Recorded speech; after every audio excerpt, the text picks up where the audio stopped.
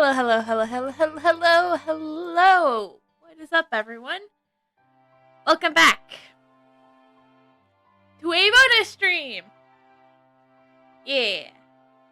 That may not be considered a bonus stream because this Friday stream might become a regular thing. I don't know. Anyways, before we get started, I would like to remember to do so. Alexa, tell us an interesting fact. Alexa, volume 7. I forgot to do this before stream. Here's a fun fact about mushrooms. The largest known organism on Earth is a honey mushroom in eastern Oregon, which has spread through the roots of trees over 2,200 acres, or 3.5 miles across. It's estimated to be over 2,000 years old.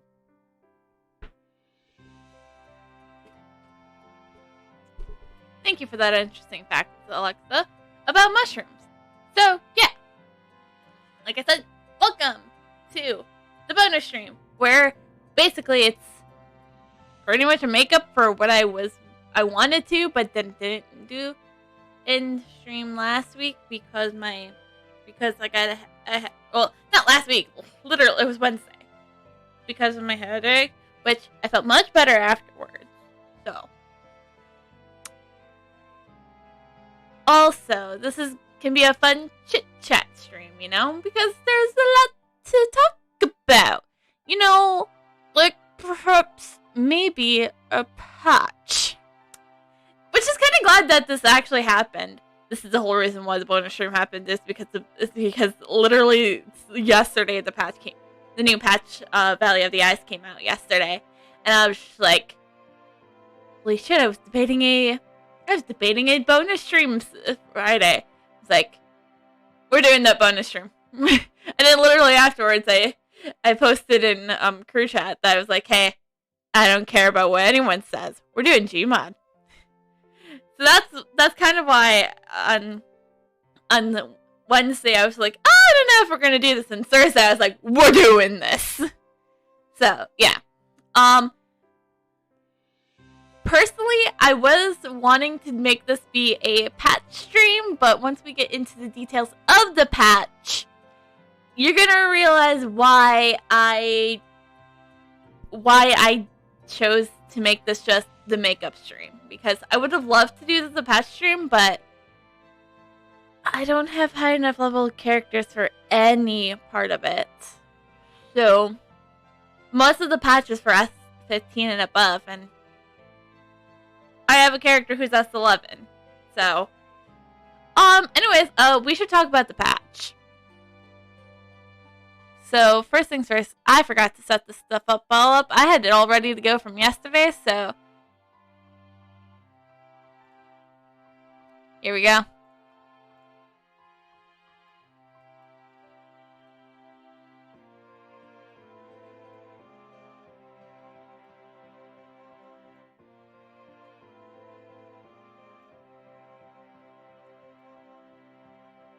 Okay, Flux bars. Okay, so new patch, Valley of the Ice. So, you guys can watch the trailer yourself. I watched it myself earlier. It's pretty cool. So, a new year begins. That means new challenges. Yes! Hurrah! So, the Valley of the Heart. Travel to the Valley of the Ice Hearts and venture into new maps, new dungeons, and all the above. And more power and with the new level cap. So, we start 2022 on the right foot with a new level cap. It's time to stop being AFK in the Vea or your guild hall. To climb to the top and beyond. The maximum level is now at S level 25 or 125.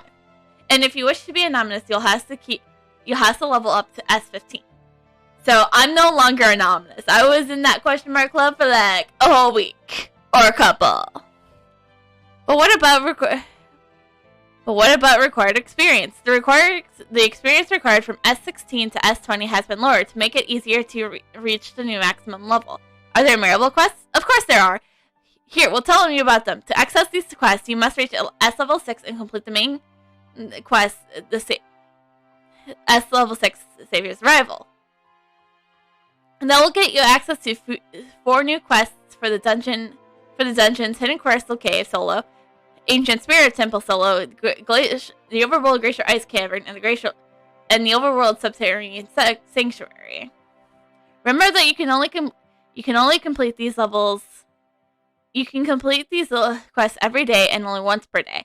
Along with the new level cap, we bring you a new unique feature, Classmaster feature. Only Avoyas who reach the stars can unlock the highest potential for their class. We call these Avoyas Classmasters. But did you know that these are not? It's not the end of the journey. There are hidden experts who reach the highest level of multiple classes called True Masters. Upon reaching S25, with one class you will receive the item, the Master Class Certificate Level 1. Proof of being worthy of being called a Class Master. For each class you can receive one Class Master Certificate Level 1. Multiple class levels certificates can be used to upgrade it. The maximum level right now is 18. To fuse your Classmaster certificate, simply go to Nevea, to this location, I know exactly where that is, and talk to the statue Lion King Scar. He will help you on your quest. Classmaster certificates provide one random buff for the selected pool of buffs. Penetration damage, detail damage, damage against elemental targets, move speed. For each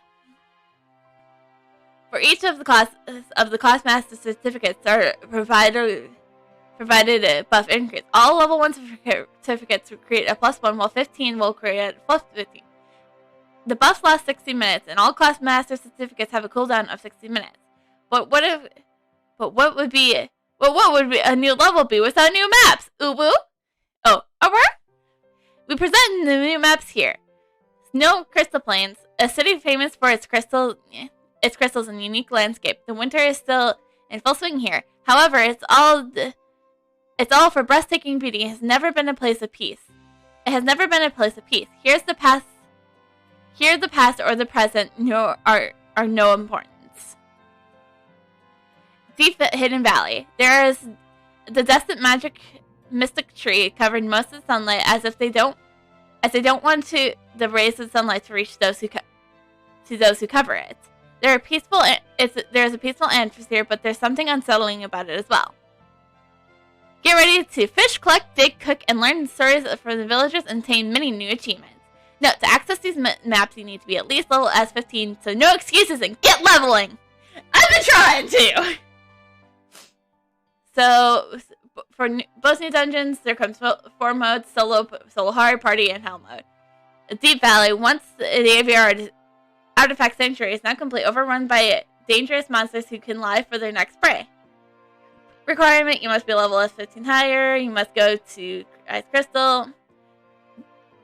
Blue Valley Sacred Realm. You'll be enchanted by the blue plant that fills the valley, and every stone step in your path covers moss. When you look up, you'll see a beautiful golden spread throughout the forest. But it's not all bliss. But not all is bliss. Little by little, this beautiful energy has been corrupted by an evil aura that begins to rise from the depths within the forest. So, yeah.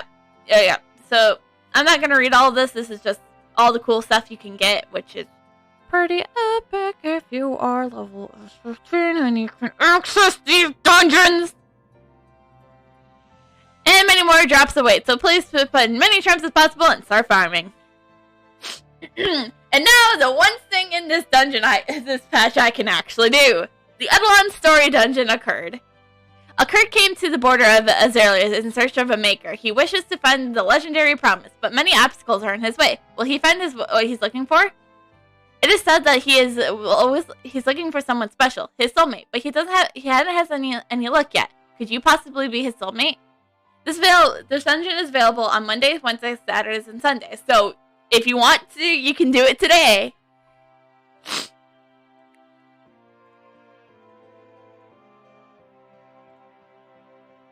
I was just making sure there was nothing in chat to read. Okay. Rewards. Yep, these are your simple requirements. Level 60 or higher, go to Lease, and then Dragon Tyrant's Journey. After completing the quest, you receive a Curb's Gossip. Purchase from Elise the Accur's Dragon Scroll locked and fuse it with the Accur's Gossip item to get the Accur's Dragon Scroll, which you can obtain the following items: Gossip Costume, Mirza, Key Fragments, auxiliary boxes, and more. Then we have the overworld of Carcaret Forest. Having served the ties of the outside world, the group of otters has now digged hole in the forest. So go see what you can find. Your character must be S15 or higher. You have the chance to get green qualities, accessories, S20, and materials for crafting and more. So that you have the coastal innovation, a horde of events. So we have a horde of sea creatures has appeared on the north side of Helenia coast. In Voya, please drive away these invading sea creatures. Go to Nevea and talk to the NPC, this guy. Enter the portal. It appears 5 minutes before the event starts. The event starts at 5 p.m. server time, so we already missed it. Please note that this event is only available for a limited time. It will be available until the next patch. Okay. Your Eidolon you will be rewarded according to the numbers of opponents you have defeated. Get a chance to get Eidolon fragments, valor coins, Vora coins, royalty points, pets, and much more. Others. The encyclopedia has been updated. You'll now be able to get S1 green quality equipment and S5 gold quality equipment. Now you can upgrade the following Eidolons: Cleopatra, Marissa, Venus, Lena, Hebe, Anna, Demeanor, Hades, Hermes, and Succubus. The heroes update hero scoring ranking first place in reward. In addition to the usual prizes, you could get the Cursed Horn Lulu. After defeating it, you'll receive the Eidolon key fragment treasure chest item via in-game mail, which is from you can attain Eidolon fragments. Some locations issue has been fixed. Enjoy the patch, your Aura Kingdom team. So that is the patch. So I don't really have much to say about the patch personally because, like I said, as you heard me read, the patch does go for mostly things with the S15 to the S20, and so I don't have a character there. I'm rushing up to S15 so that I can get access to the new areas and all that jazz. So I'm rushing to it. So basically, when I'm not playing on game, either I'll have my Reaper just sitting there with a trainer cube because, that's a good source. Or I'm doing my field quest, or I'm just doing something for XP. Like, Jesus Christ. But I'm not going too crazy at it like some people who are doing with the race to S25, which is the new cap, because along with the new patch, there is the race to S25 where people who do rush their way to S25 and get to the max get some excellent prizes. Like, my goodness, those sounded so cool. Anyways, but please, for the love of God, if you are in that, get some goddamn sleep. I've heard Goddess had only slept like an hour, like, by the time that their event stream happened, and I'm just like, God damn it, get some sleep. So please, if you are doing the S25 race, get some goddamn sleep. I don't want you to die because of a game. And that is why I am not taking the race seriously, because I would have 14 levels to get. And I'm no speedrunner. Plus, I have a hard time getting people to go together. Because, like, here's the thing, too, is I saw the leaderboard that Lotus posted earlier, and most of those people are from the Cupcake Guild, and just, like, I don't have an active guild to, like, help boost along, and plus, everyone in my guild is in the, S1 to S5 level gap, or below. I'm the only one who's been, because I've been playing vigorously. Everyone else has gotten a little busy with their lives. Or with maybe just other characters, because some of us have characters who are just in other guilds. So, and, stuff like that. So, yeah, it's kind of, like, hard for me to just be like, yeah, it's easy to level up. Because for me, I'm mostly solo. I'm mostly doing things solo here. And the fact that I was able to manage S11 as fast as I have, it's quite amazing. So I've been kind of rambling on a lot. Like I said, I actually didn't have much to talk about with the patch, but you can bet your sweet buckets once I hit S15, we are doing a late patch update. Hopefully another patch doesn't come out before that. But no promises, but I would love to like show you guys the new areas and stuff like that. And I'm also banking on doing a cooking stream at some point. Where, like, okay, so I've been really getting into, like, the cooking stuff in Or Kingdom, too. So I would love to, like, take some of, like, the food that we can make in-game and make it in real life. And, you know, have that be, like, an actual cooking stream.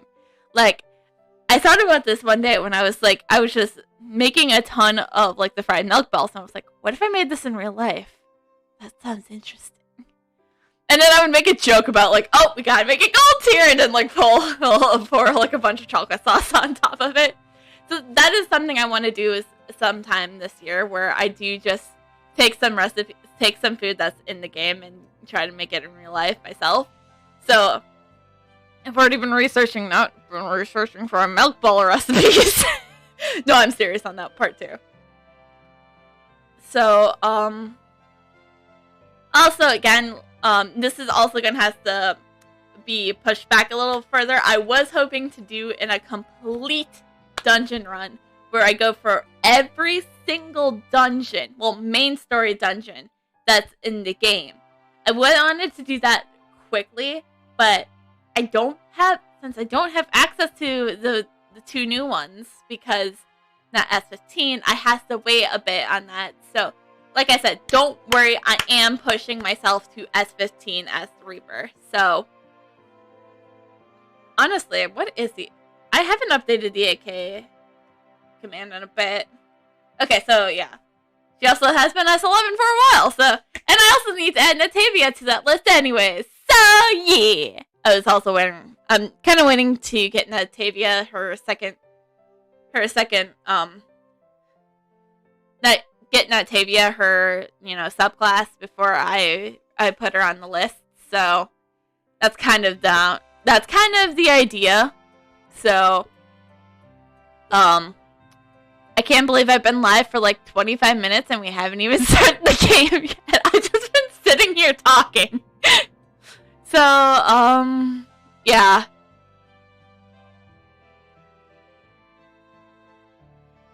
Yeah, we should just switch over the game. And this is why I'm glad I did the interesting fact before all of this started. So, yeah. Okay, let me bring my stealth drone here. And king, bing, boom. Got to boop, boop, boop, boop, boop, boop, boop, boop. Now, you may be wondering to yourself, hey, Nitro, Octavia's a level higher than when we last saw her. And you would be correct on that, because she is a level higher. Because earlier today, I was like, you know what, I'm bored to the push to S15.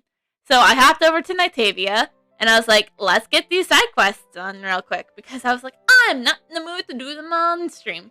So I didn't. So this is what you're dealing with.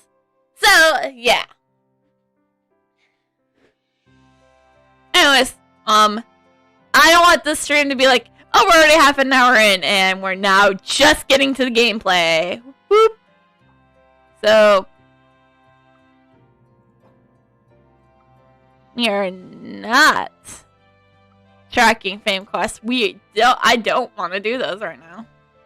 So, you know, let's just head over to Kakarot Forest and get going. We've been in Crescent Hill way too long in this room anyways.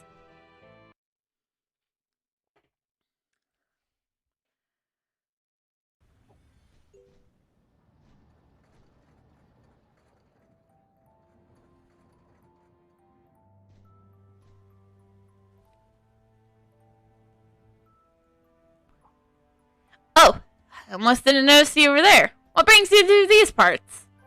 You tell the Brevis chief that Pablo advised you to come here. Ah! Well, then welcome to the Kakarot Forest. It's been ages since I last saw Pablo. How's he been? Is he holding up well in Crescent Hill?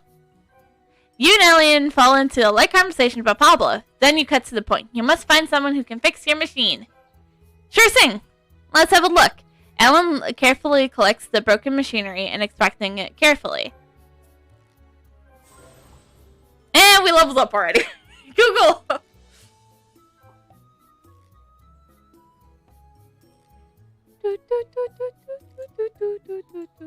I'm gonna bring the music up a bit because it's really cute.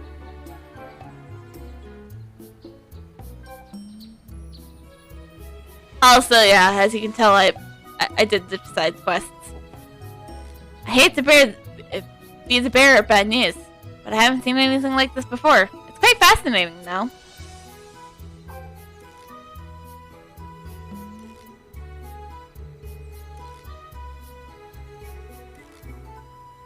Sorry, but move speed mid. Came at a bad time. The most important event in BVS, the robot competition, has just entered the finals. As the host, I'm afraid I don't have time to study your machine. You're crestfallen, but most interested in this robot competition. Despite your disappointment, you ask Alan about it. It's a BVS tradition. We control robots to battle. All year, craftsmen pour their heart into these robots, just as they can defeat other robots in the arena and earn the championship title. It's a very big deal here. An idea comes to your mind. You suggest about helping out in the competition in hopes that it will free up enough time for someone to take a look at your machine. Say, that's a bright idea. There are a lot of things that need to be done around here, and you look like someone that's fit enough for the types of tasks I have in mind. Alan looks over at you to confirm his statement.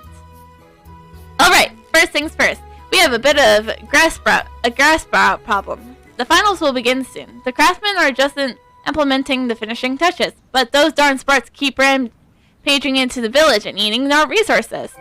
They drain all the energy from many of the participants' robots. Complaints have been coming non-stop all day.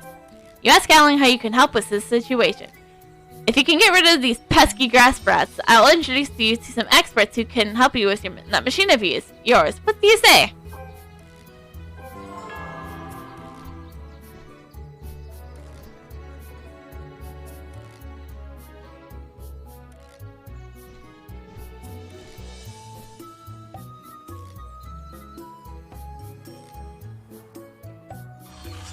Hey-ya!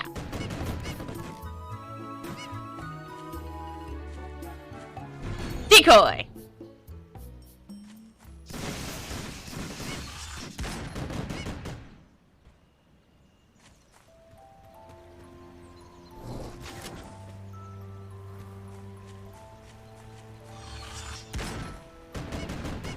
Oh, of course, when I'm not dealing with... When I'm not playing as my Reaper is when people finally are like, yeah, I can do an S5 dungeon run. Like, my gosh, people.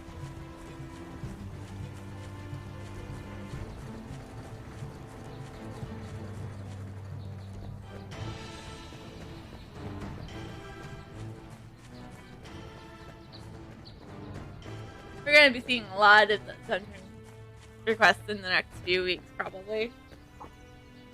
I see, but I still can't believe it. You did the impossible. You cleared the area of those grass sprouts. I killed 6 of them. Nodding, you begin to give Alan a brief details on how you've driven off the grass sprouts that were gathered outside the village. Perhaps later you can tell me more about your technique. I just aim my gun and go pew pew. It's not that hard.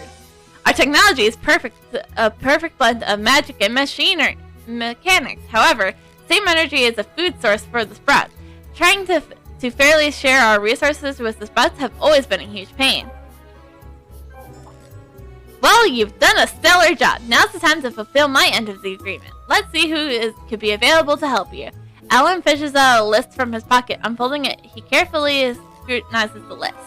Oh, okay, I know who can help you. Take your contraption to the village and have Renwalt and Saffron and Old Tom have a look. They are leaders in their specialized fields with several years of experience. If they can't help you, I don't know who can. Excited, you repeat the names in your head, committing them to memory. No one understands mechanics better than the dwarves. It's a fact! The people I'm introducing to you are the best of the best tinkers. Alan pulls back his shoulder with pride. As for my opinion, I've never seen such a machine before. But the model seems familiar. Where have I seen something like this before?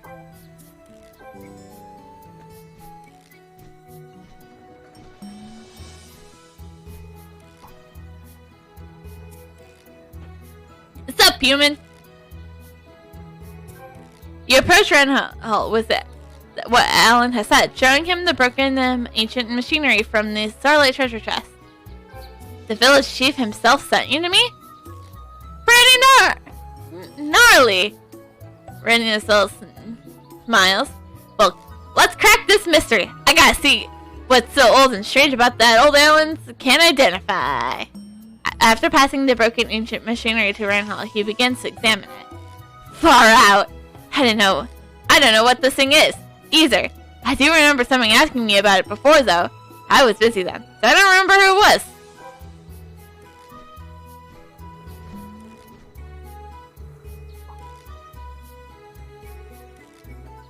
I'm tremendously busy with all the competition and all, but I suppose I can spare a few moments for community service. What's your injury? You show Saffron the broken ancient machinery, hoping that seeing it will spark her in her ideas on how to fix it. Ah, it's simple. This machine is... No, wait. I retract that statement. In actuality, it's a... Wait. What? Wait. That is also an incorrect assumption. I must be truthful with you. I had no logical idea what this is to identify the machinery. I am, however, confident enough to inform you that that it will never work without proper structure to hold energy. At least Saffron was able to say a little bit, but you don't know how accurate her statement is. Knowing she's never seen a machine like yours before, it can help, but you can't help but feel disappointed. I wish to submit an inquiry to you. Do you know Augustus, that pompous beaut? I simply cannot believe someone as disorganized and dysfunctional as he is managed to get into this competition. I am still surviving a solution of how he managed this. You shake your head. You have no idea who Augustus is. What? How can you not know him? Then you do know Montoro? He calls himself the White Knuckle Montoro.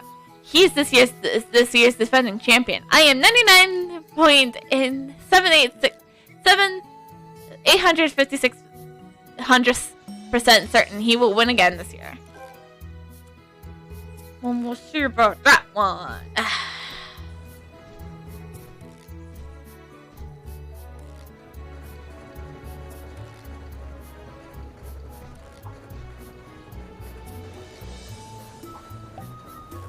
Yeah, what do you want? I'm busy here. You show old Tom the broken ancient machinery, quickly telling him about your conversation with Stallion. Never seen anything like this before. A huge hunk of junk you got there. Perhaps it was part of a larger robot. I'll use it for the spare parts. Part of a larger machine. Interesting. Eagerly, you ask if he may know anything else about it. What? You said I actually was serious? I was just spouting nonsense. I have no idea what that thing is. But I'd use it for spare parts. Even if I knew exactly what it was for. You never had it fixed in. Have you never had it fixed in this? You never had it fixed in time for this year's competition or next year's. Let's talk about something more interesting. Do you know about last year's champion, Montoro? Montoro seems decent. He's good. He's got a good head and his shoulder on the highly skilled. He's not he's not an arrogant fool like Augustus. I hope people come to their senses about and boot Augustus from the competition. Shouldering your disappointment, you realize that talking with old Tom is getting you nowhere. You politely listen for a few more minutes, but then blurt out an excuse to leave. I gotta go to the bathroom! No, I don't. Not actually.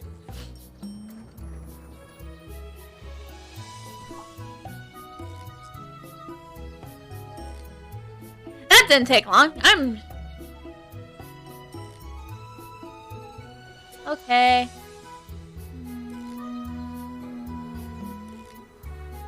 Hydrated.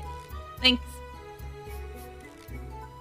That didn't take long. I'm sure you had plenty of answers by now. After talking to our best, I'm curious. Fill me in. Alan grins in an eager glint in his eyes. Hesitantly, you tell Alan about what happened after you talked to the craftsman. What? How's that possible? None of them know what this thing is. I don't know anyone that knows more about machinery than they do. So how? Oh wait, something just came to mind. I remember a young human girl a few years back asking me about a similar machine. How can that have slipped my mind? She didn't have it like you do, but she drew a picture of it. It looks so much like your machine. That's why it's so familiar to me. There is still hope yet. It is good for your health. Just like not being light on fire or, getting stabbed in the back and actually sleeping. To those in the race Spot 25.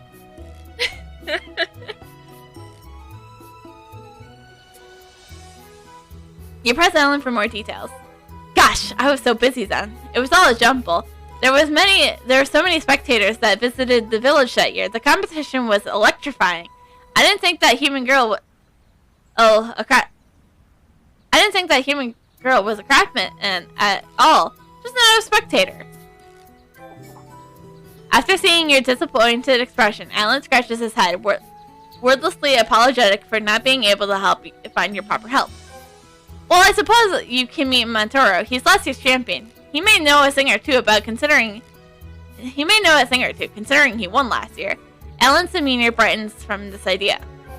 Problem is, he's very, very busy with this year's competition. He wants to keep his title for another year. If you press him now, you'll delay his work, and I'll be struck with all the complaints. Well, I'm sorry, I want to bug him now.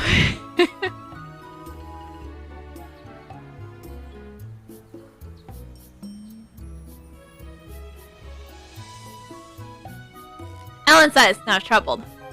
This robot competition seems to be everything to the people a bit realist. Perhaps Alan is right for his assumption that interrupts the champion's final preparations would cause unnecessarily strife in the village. Oh, I just remembered something. Not long ago, Montoro asked me where he could find large quantities of water-light mushrooms. He claims to be testing out a new idea. I don't think anything beyond that. If I recall, if you find some water-light mushrooms in the marshy area northeast of the village, if you collect some of those mushrooms for him, he may have a little time to take a look at your machine. Great. Now I'm on errands. Great. It's all I'm apparently good for is running errands for people.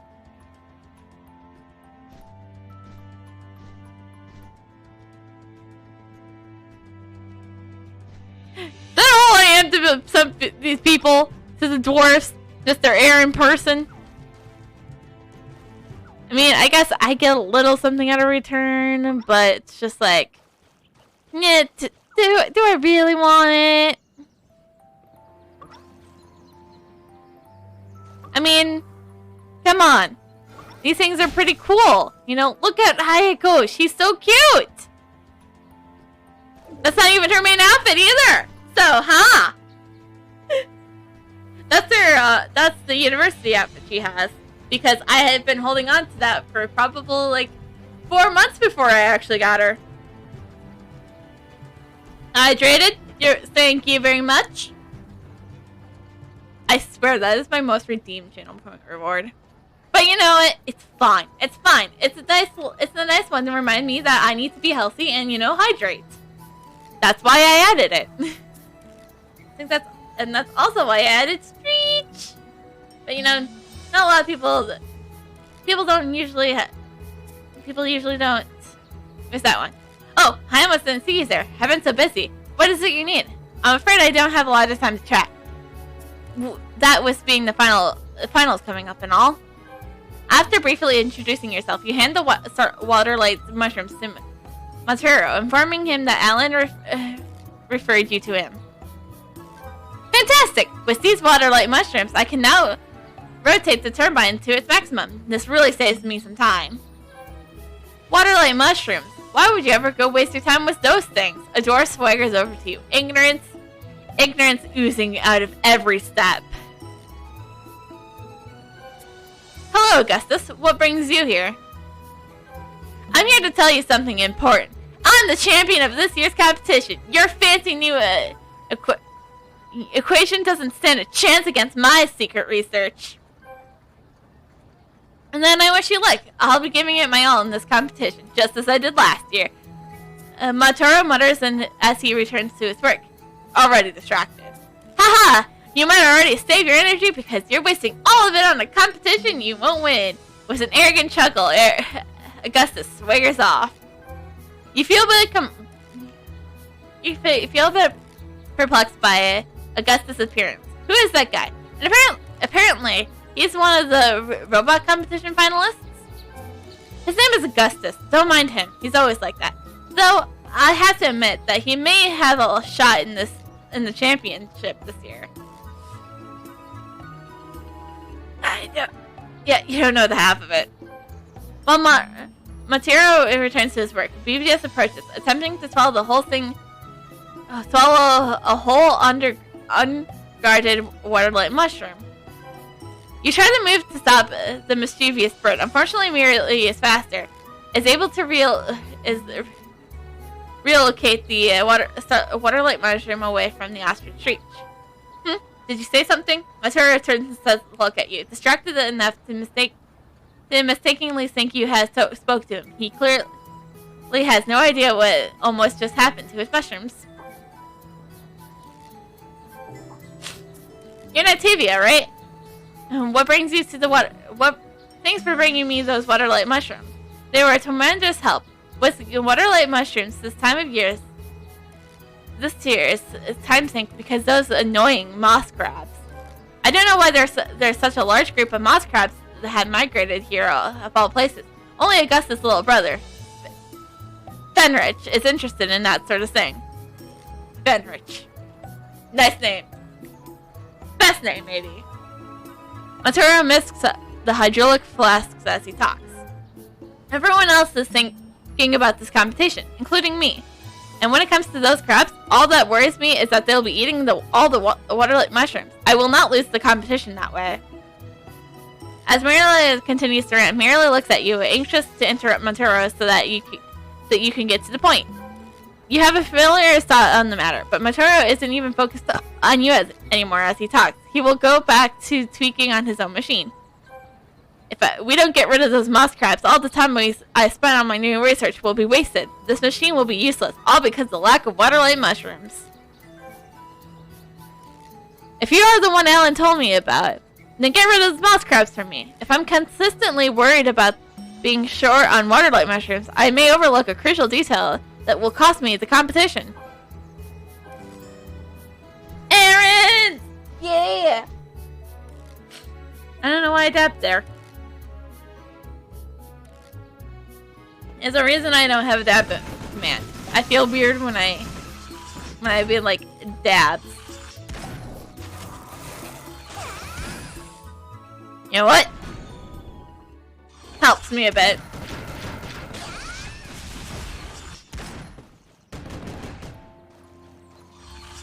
And Muskrat's dead.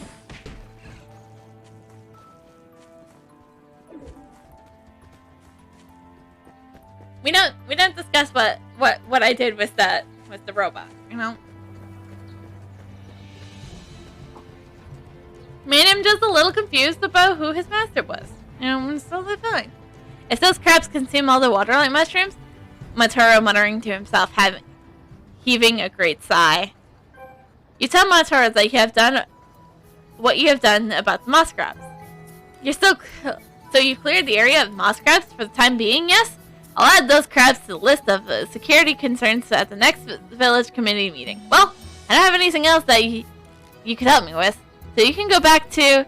You interrupt Mataro, firmly informing him that you came especially for his help, not to be his personal assistant. Yeah! We ain't nobody's assistant. Not until later. When we become the church's assistant, basically. Now.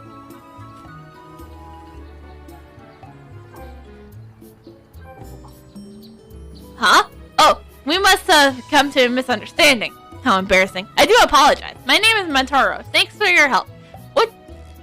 What do you need from me? Finally, you tell Mataro everything that has happened, showing him the broken ancient machinery in hopes that he can help you fix it. This is not a modern machine. It's ancient, actually. Thanks for that, Captain Obvious. But its structural design is more advanced than anything I've ever seen. As you say you had no idea what it's for, Mataro's full attention is now on your machine as he examines it with the steadfast interest. You shake your head, unsure of what he's muttering about it, and tell him that no one else in the village has seen a machine like this one before. These lines, those symbols, this is Dwarvian work, but not from anyone in this area, or anywhere else I know of. It's a pity this thing is so damaged. See these cracks here? The outer casting has expanded from heat and activity and some sort of explosion. The heat changed the shape and shell of the damaged structure. That does not sound good. Perhaps fixing it is hopeless. I wouldn't worry just yet. It may be easiest in this case to work from the outside in. We'll focus on the shell first, then figure out how to repair the inside. Horn powder should do the trick in repairing the shell. After we pressurize the powder, we can form a new shell. I need your help to gathering the powder, though. While you do that, I can convert one of my machines into a high energy pressure.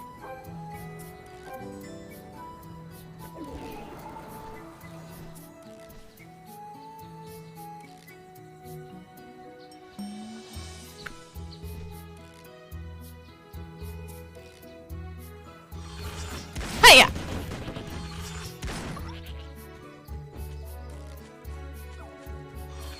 Ha!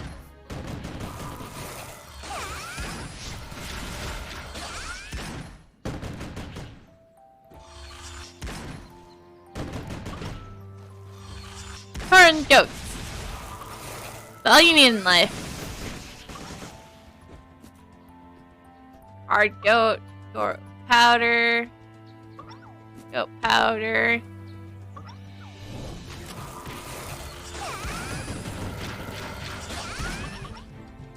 Nailed it. That should have been moose. It is moose speedman though. So it does say moose speedman, so.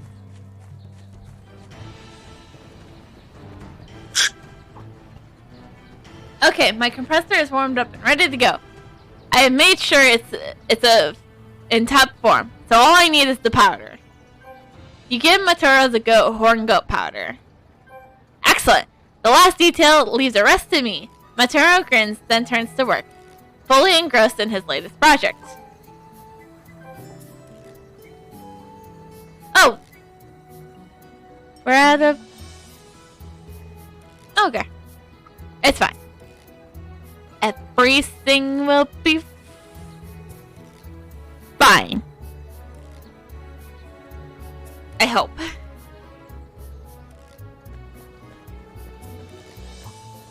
Greetings, my name is Pierre. I'm Augustus' assistant. Augustus sent me to deliver a message. I hope you can spare a few moments of your time for me.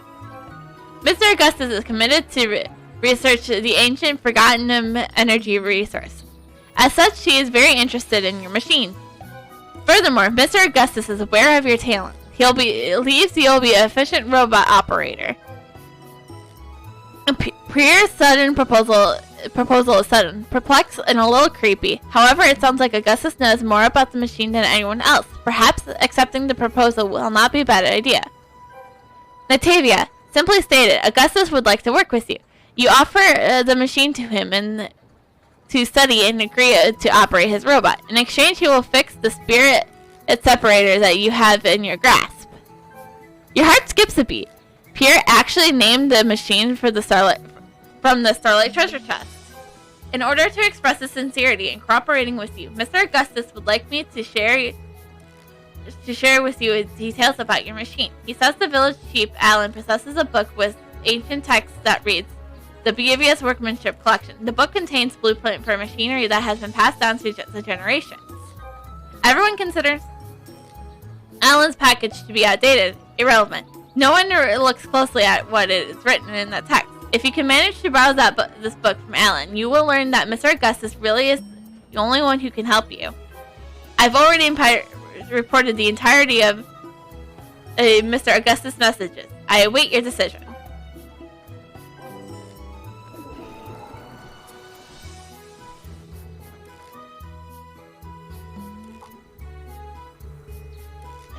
The Beevious Workmanship Collection. Whatever do you want that for? Alan's narrows his eyes suspiciously. And taking a deep breath, you tell Alan about the suggestions and ideas from Pierre and Augustus. Maybe Augustus' conclusion is correct, for once. Your ancient machinery might be something built by our ancestors, but the energy sources they used have been far lost for a long time. Even if we reconstruct the machine to the last detail, we'll never be able to power it. However, if you think this book offers clues, go ahead and borrow it. I see no harm done doing so.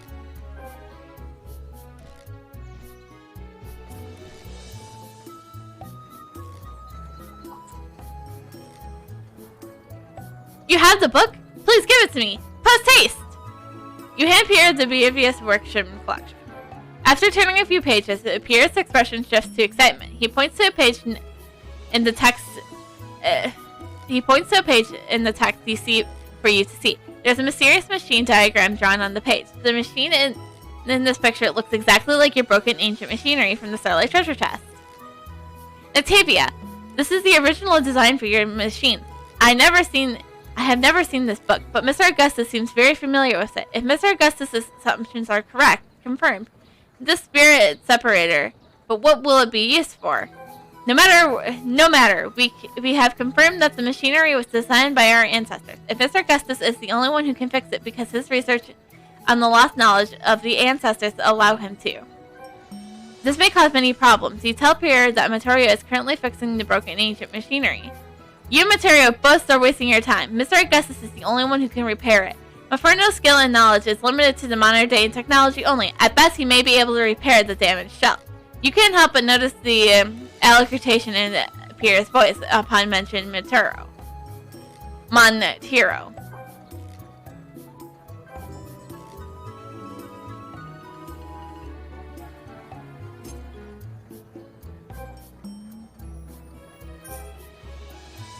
Okay.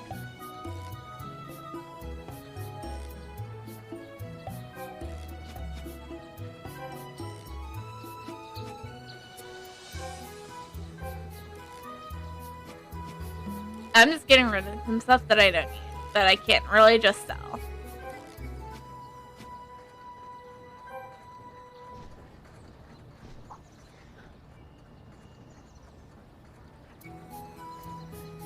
Natavia, you've returned just in time. I've already repaired the outer shell. Take a look. It's like new. Materio probably shows off his work. As much as I've done the exterior, I can't seem to figure out the inner mechanism. Some sort of energy source is causing an interference. Whatever it means, you ask Materio what he plans to do about the issue. I want to see what an insulation material will do with this. Unfortunately, I don't have anything that will fit inside this machine. But Fang Crocodile Scare shall work nicely.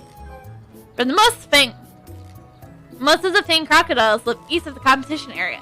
They are very, very dangerous though. If you are going to go out and get one, You must be very careful, otherwise you'll be eaten. I'll keep my distance. It's fine because getting eaten is not good for the health.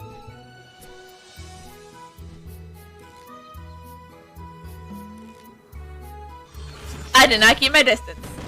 Now I have my distance.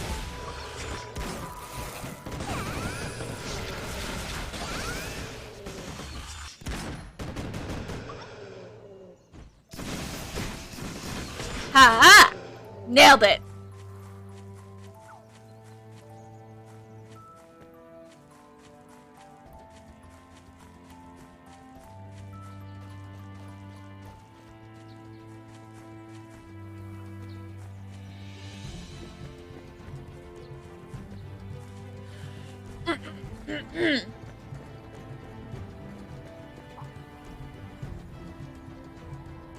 Excellent. It goes here.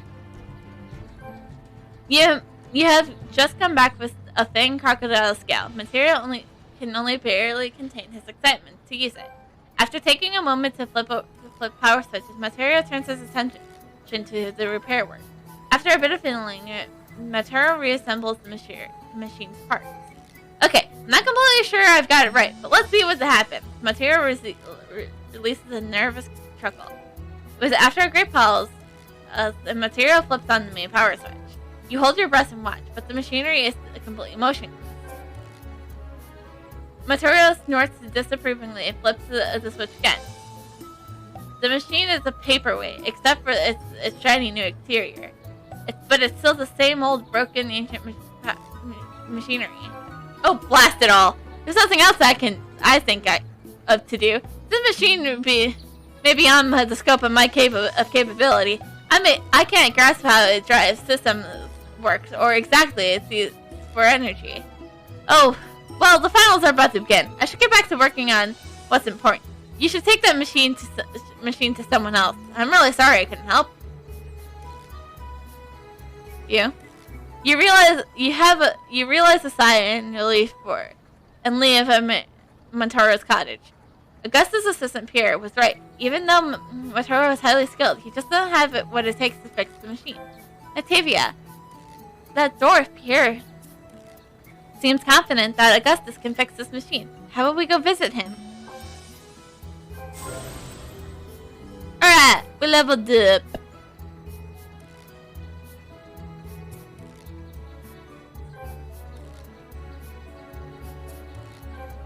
Confirm. So now literally, I think I might save our next stories just to get boom, and boom, and boom. Boom, boom, and boom. Because we are going to Puck Brawler.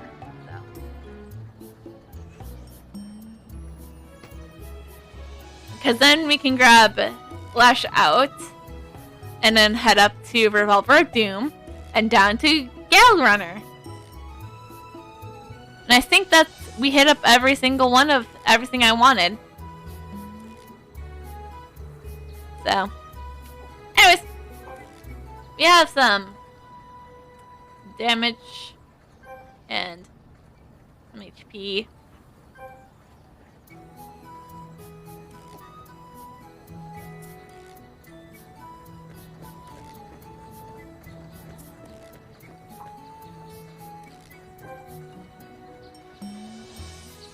Prototype Pierre.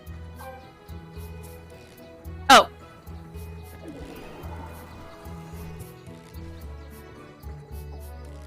Alien. Natavia, you're just in time. I need your help. The security officer just notified me that the crocodiles had begun their foraging season earlier than expected. It might just throw off the final match. Our Dwarvian weapons are no match for crocodiles' thick skin. We couldn't hurt them even if we wanted to. The crocodiles are usually foraging right now. We normally would just postpone the match for something like this, but this final match has drawn so much attention. I don't want to postpone it if we don't have to. I hope you can drive the crocodiles horde away from the eastern side of the competition area. There will be a reward if you do, of course. What do you say? Only because I can't go to Augustus yet.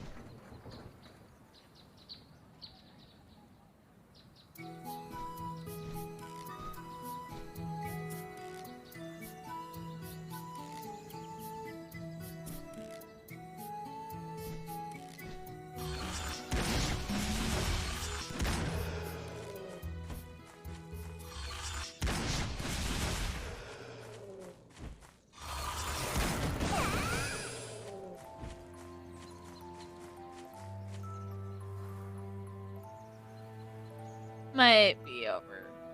Honestly, let's just do this. Might be easier.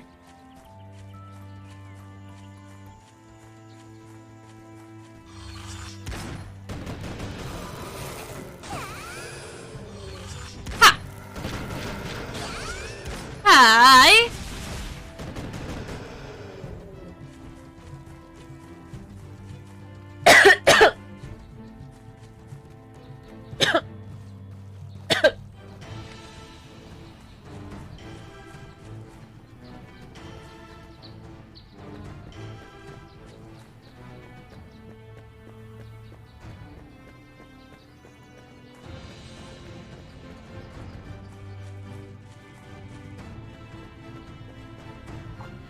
You took care of them? I love your efficiency, Alan grins.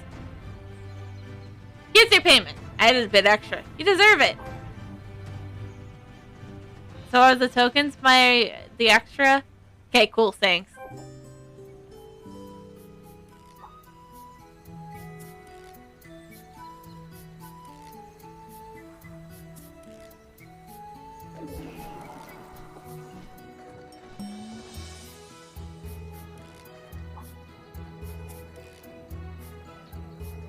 Nativia, welcome. What's Matero's progress on your machine? You tell Pierre that Matoro fixed the shell of the machine and not its power system. Pierre is right in his assumptions about Matoro. Isaiah will assume that you now wish to work with Mr. Augustus. We have determined what the machine is used for, but we still need to learn what source of power it uses. Mr. Augustus has a hunch that your machine uses halo energy to function, but he's still theorizing this sort of power. This idea derives from ancient legend. It has yet been used in practice. It sounds like Augustus knows a great deal about ancient machinery, but hasn't been able to test his theories yet. Other craftsmen of years think such a series will never amount to anything.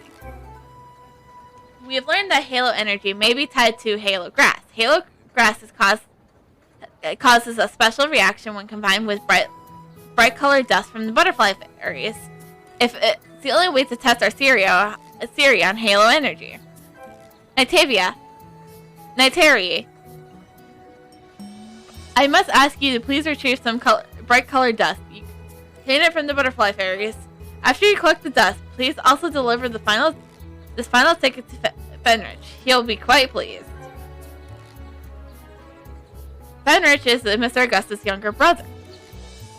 Oh shit, Matoro and Augustus are brothers? Because I feel like Matoro said that Fenrich is his younger brother. It's his brother.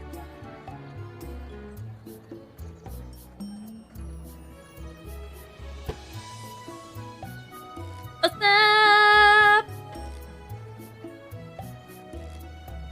He should be conducting research near Alaba Shores. He cares little about the robot competition, but his brother is in the finals. He should make an appearance.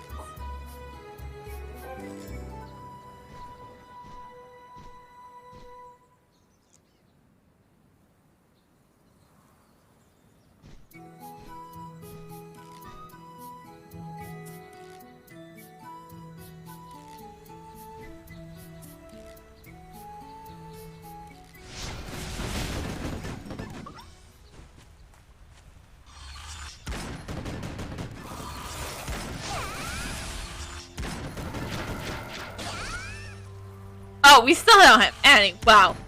Talk about luck. Gotta get that moose beaming up a little bit. There we go. We got one.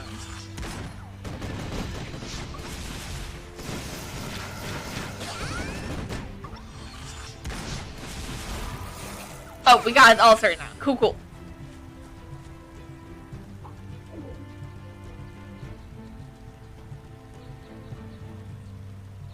You're my brother's assistant? As far as I remember, it was only Prayer that hung around with my brother. Finish tries to get into measure with you.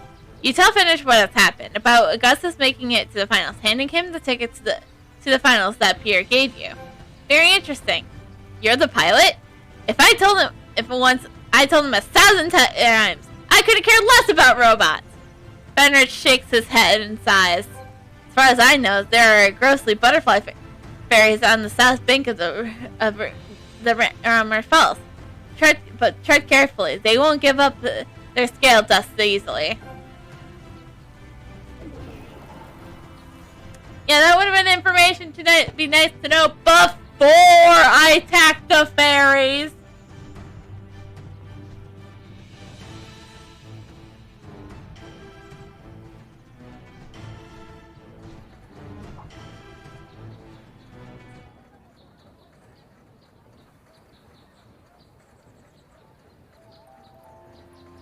Commencing of the first experiment with the bright-colored dust.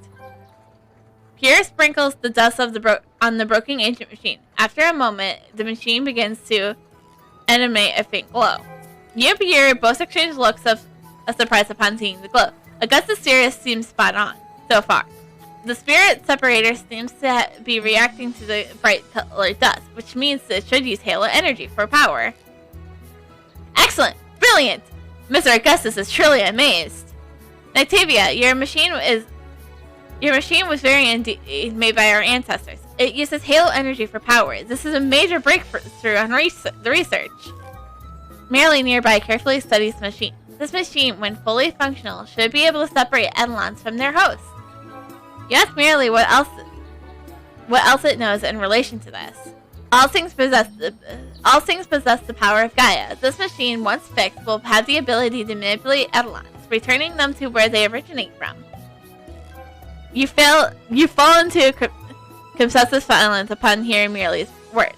It means that Merely will disappear after you use the machine. However, if you don't use the machine, you might turn into a frightening abomination. A bright beam of light is cast on you, pulling your attention from your thoughts. Incessantly, you look towards the decision of the lights. A young human girl who you never seen before walks towards you in a racing dream. Her gaze seems fixated on the machine in your hand. A hand outstretches as though to touch it. Nitavia, what is happening? You blink and shake your head as you thought you were waking up from a dream, apologizing for being distracted. The mysterious girl is nowhere to be found.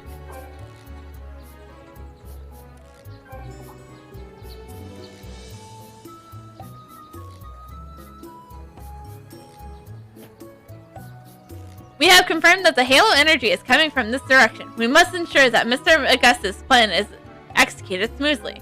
I can't help but voice a concern. Earlier, Mr. Augustus sent collectors to gather halo grass in the mountain paths of the East City ruins. They should have returned by now, but we have not heard from them. They must have gotten lost in the forest. Mr. Augustus knows of the situation. He said that the workers took 2 teleporters with them. You just need to follow the wayfrequencies readings and you can find their location. Finding them is one thing, but what else needs to be done? I'm glad you asked. I have a plan. Consider it a basic controller training. After all, as Mr. Augustus' operator, you can't confidently control robots during the final. We will lose. I guess that's true. I guess that is kind of true. If you don't have confidence, things are not going to go well.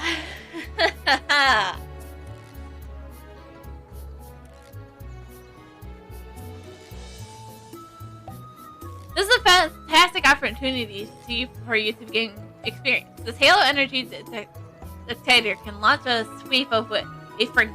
You can use it to locate Halo Grass and teleporters. Please take this instrument to survey the area near the mountain pass. Do this right, the finals will be soon. We still have no Halo Grass. It's impressive that this issue does not delay Mr. Augustus.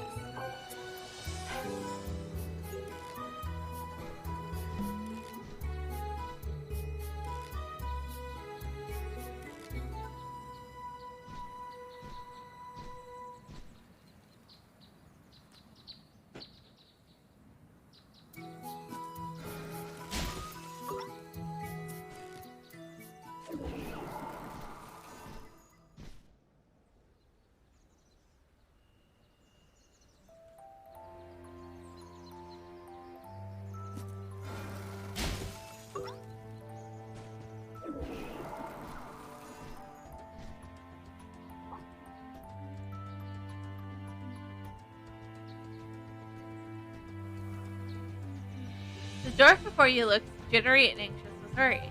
You inform Akers of the route you have taken to get here and how that you were sent by Pierre to find them. And you urge them to hurry and prepare the halo grass since there isn't much time before the finals begin. If we go back, we still wouldn't be here. I don't want to stay in this terrible place. We didn't get lost. We did find an area where halo grass grows. Our only problem is there's some sort of malfunction that with the stupid teleporter. If we knew this was just a piece of junk, we would have spent money to rent a proper teleporter from the craftsman. We should have known better than to trust anything built by Fenrich. I came here earlier with my partner, Yvonne, to collect halo grass.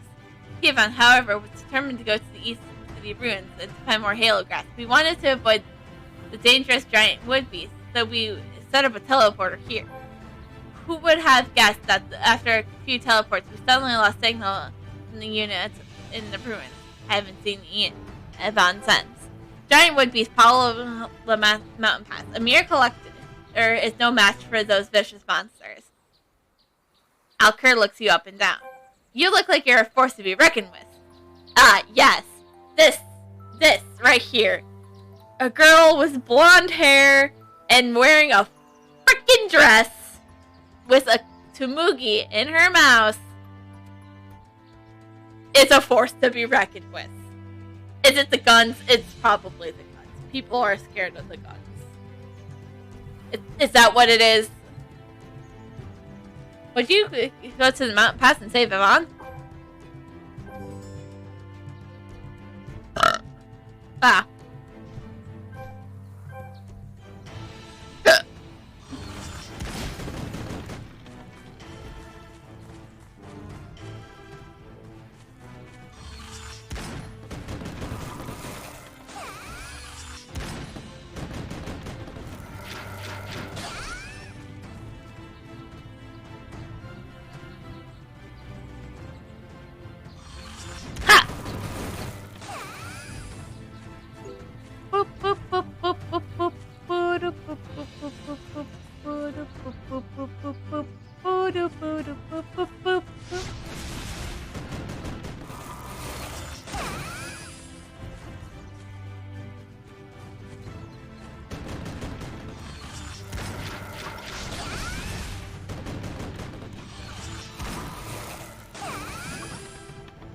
Nailed it.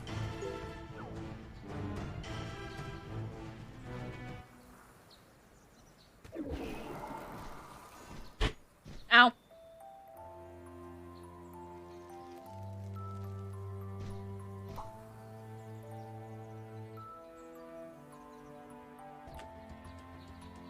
Have you found Yvonne?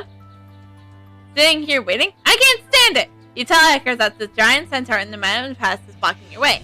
Centaur? Could it be Shell? He's the leader of the centaur guards of the East City ruins. There must be something must have happened to drive him out there. We have to be careful not to anger those centaurs. Otherwise, Yvonne, he will definitely... The teleporter! Yerk's eye suddenly widens with a sudden idea. That's it. We'll fix the teleporter. We can teleport somewhere behind Chevelle. You comment that fixing the teleporter is more likely to alert Chevelle. I know, but I got a plan. If we dress up like giant wood beasts, we might be able to trick Shell into fixing the other teleporter. Disguise yourself as a giant wood beast. You need a few things. Let's see. Bark, leaves, trance. That's pretty much it. Oh, once you have the materials, we'll assemble them together to make a great disguise. I'll leave the gathering up to you. There's no way I can survive an encounter with a giant wood beast, and I can try to fix the teleporter while you're gone. Of course.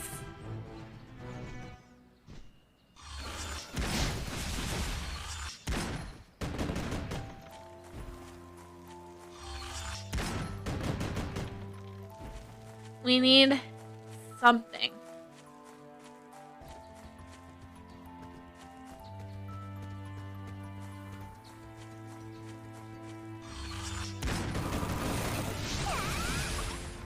There we go. That was easy. Fusion! Ha!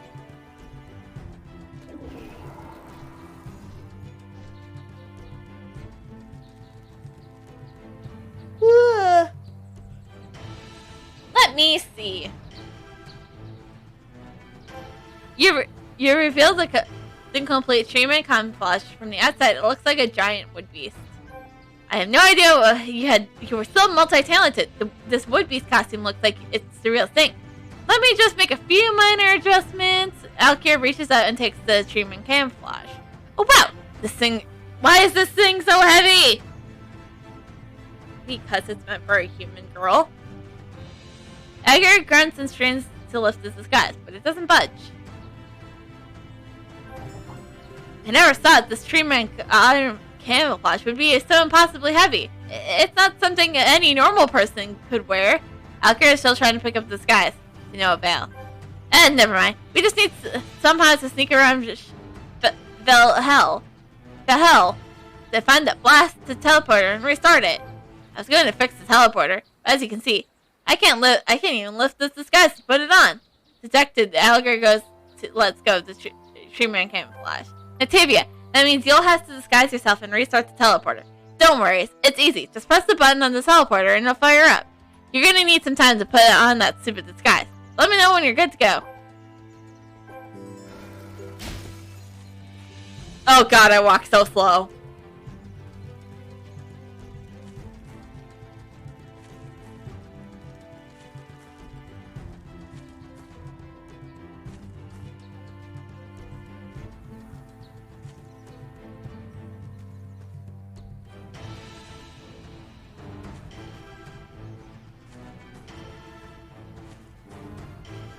Yeah, because nobody will definitely expect the cat girl running behind me. Yep. Shouldn't. No, nobody should notice. Cat girl running.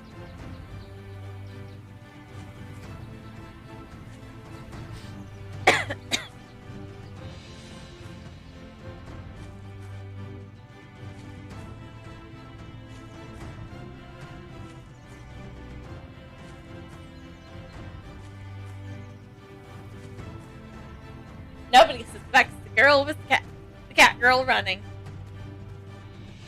She looks like she's just having a fun old time. Yep. You do you, Ayako.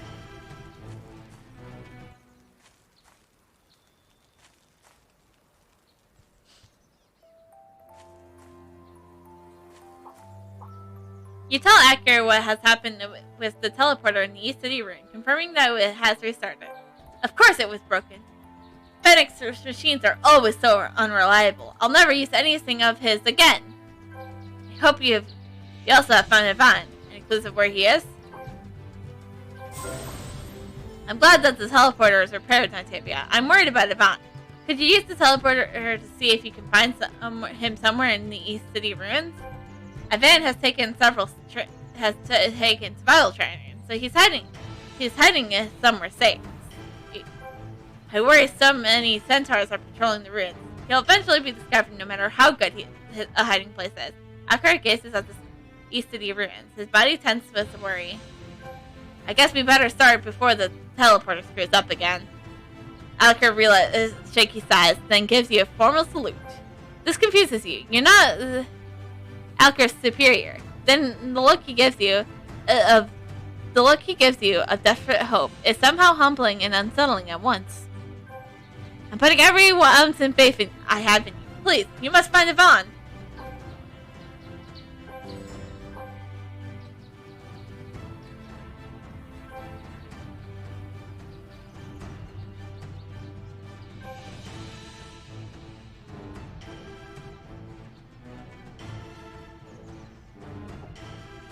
Okay. So what else do we have now?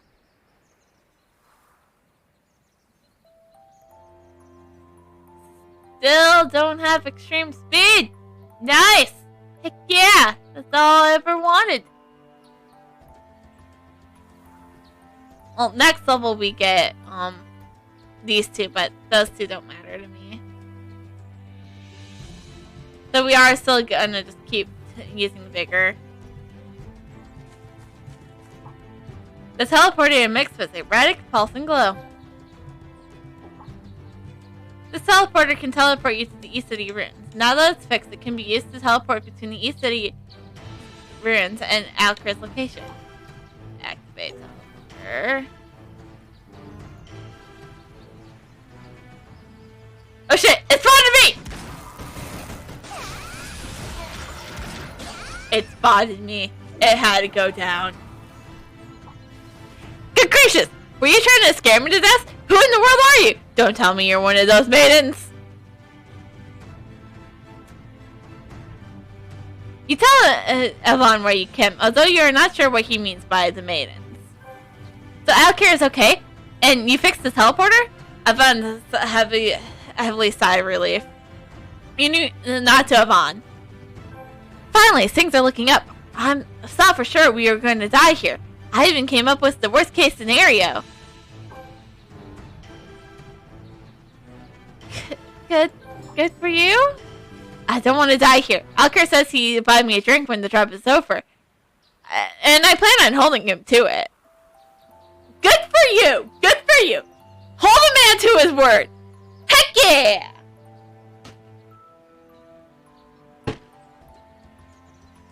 Did I have any words that I haven't upheld to you guys? Asking for a friend. That's a lie. Not asking for a friend. I'm asking because I've been here for a while.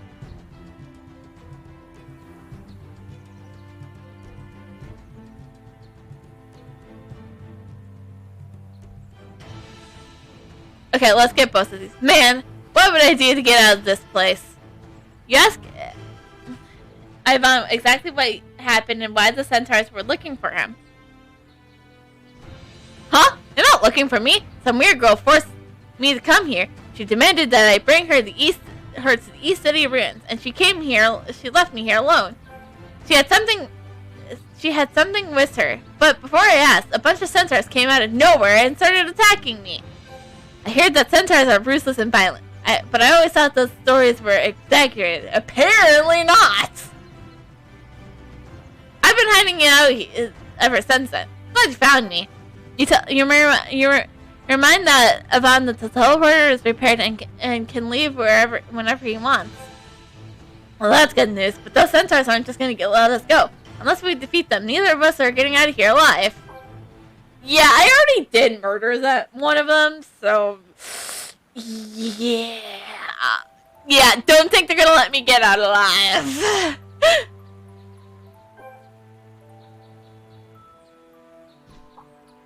I don't want to die here. Acker says he'll buy me a drink when this job is over. I'm planning on listening to it. Oh. I thought I did. Though I'd like to get out of here as soon as possible. I wonder if we ought to take advantage of the situation. We could collect these things before we go. As the centaurs traced me, I dropped my collection bag filled with halo grass I had collected. I'd like to go back and find it, but particularly a centaur snatched it up and took it away.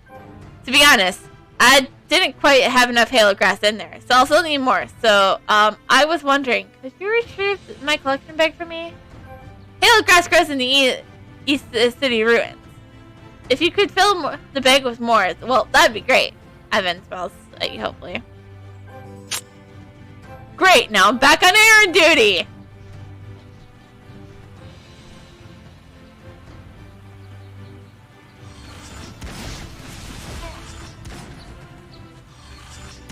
No, I code dinner's after stream, okay?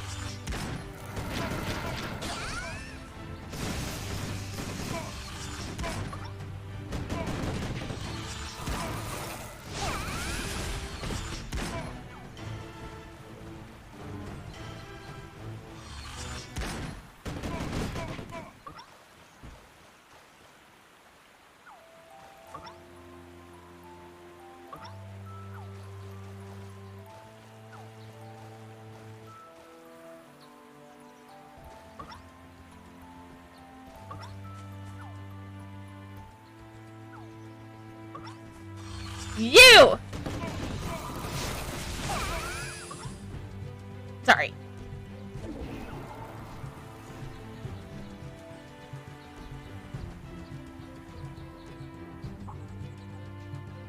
I can tell you're quite skilled in battle, but I never thought you'd be so good. You made a nice meat out of those mere seconds. With your help, maybe I could stand a chance to see my family again. And, getting your drink from here. No. That's the important part. That's the part I want you to get. I want you to get that drink. And...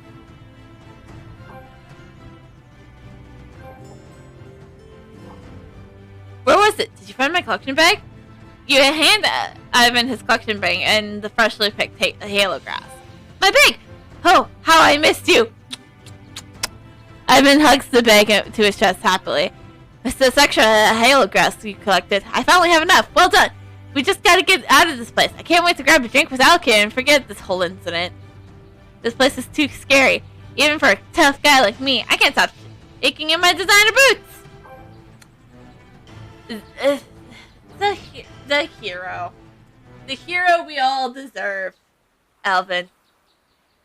Go get that drink, man. Nativia, I'd like to leave all the halo grass. I believe you're the only one who can keep it safe. Evelyn hands you the collection bag with stuff with halo grass.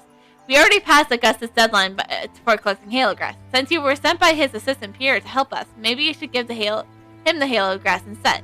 He might be less likely to yell at you.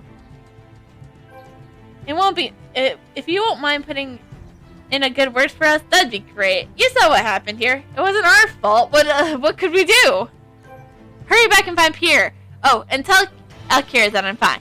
I don't want him to worry. As for me, I'll wait until I calm down a bit before meeting back up with him. I can't let Alkir see me scared out of my wits. Damn it.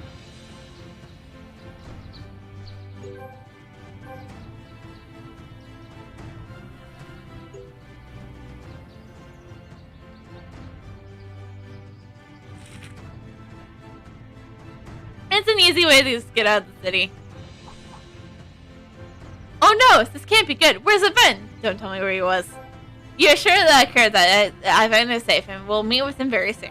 Thanks goodness, I can finally give his wife some good news. Oh, and don't forget to buy him a drink. Alkir says it's released and looks at your collection bag. Augustus better pay up for all of this trouble. Sure, the delivery was a bit late, but if Ivan hasn't agreed to help Augustus collect the halo grass, he wouldn't put himself in danger. And for the competition. After everything we went through, the halo grass better score him a championship. Yeah! Might I have some good news? And please don't yell at me, that's not their fault. I don't like being yelled at, okay?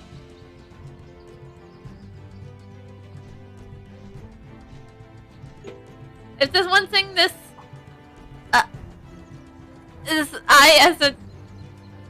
really, what was I called again?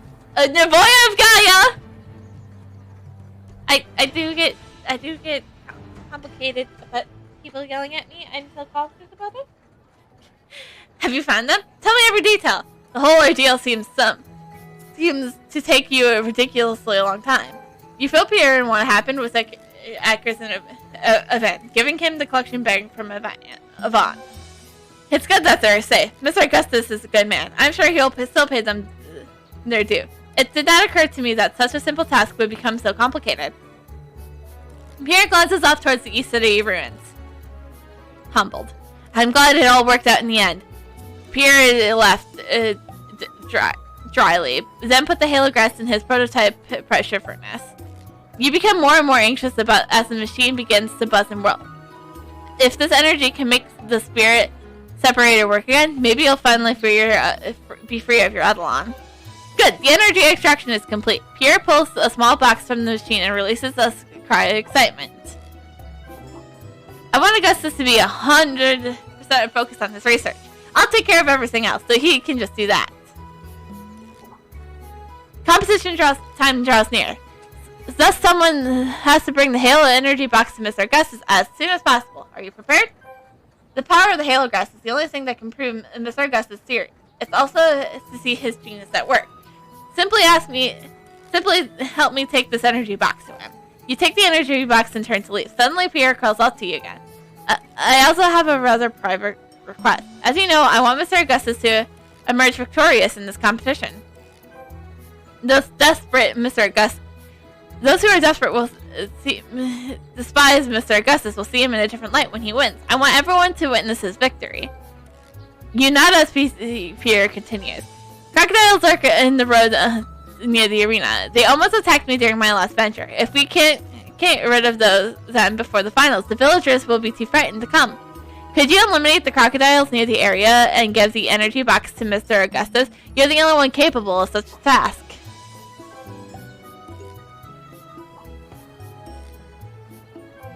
I just want to know that since you have agreed to work with Mr. Augustus, and so we're all in this together. Oh yeah, please take this. It's not something really valuable, but I hope it'll help you in some way. You see Pierre searching about in his pockets or something. You're not sure what he's planning to do. Oh God!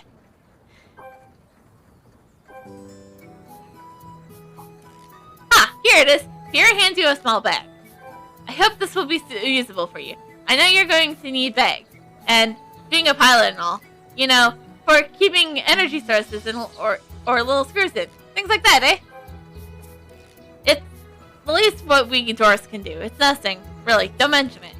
You thank Pierre and take the bag he hands you. It might be useful on the road or during some quest or another. By the way,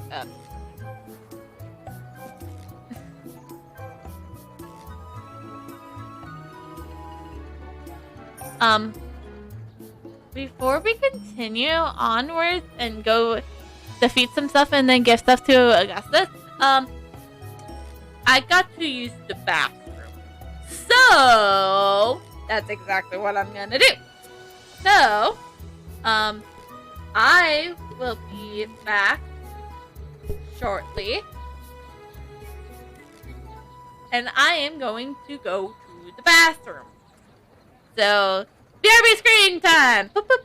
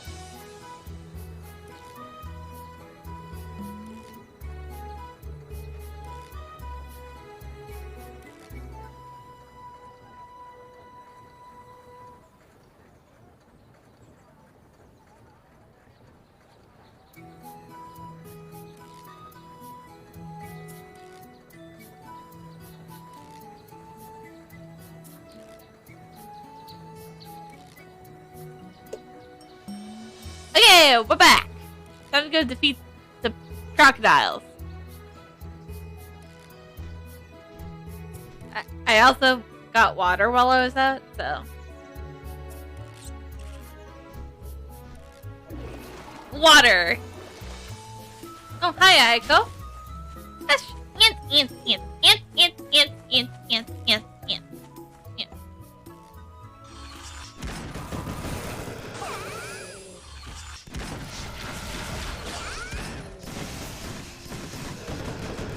Hey, what's up? Okay, where are the ferocious crocodiles now? They're over here. Cool. Far away? Okay, I guess they're not, like, that far away because I just happened to be closer to where I was supposed to go first. Everything's fine! I'm good, how are you?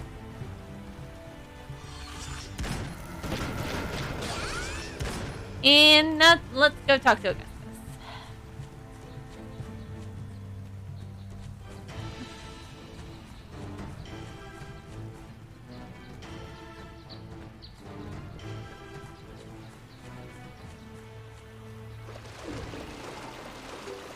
Yeah, no problem.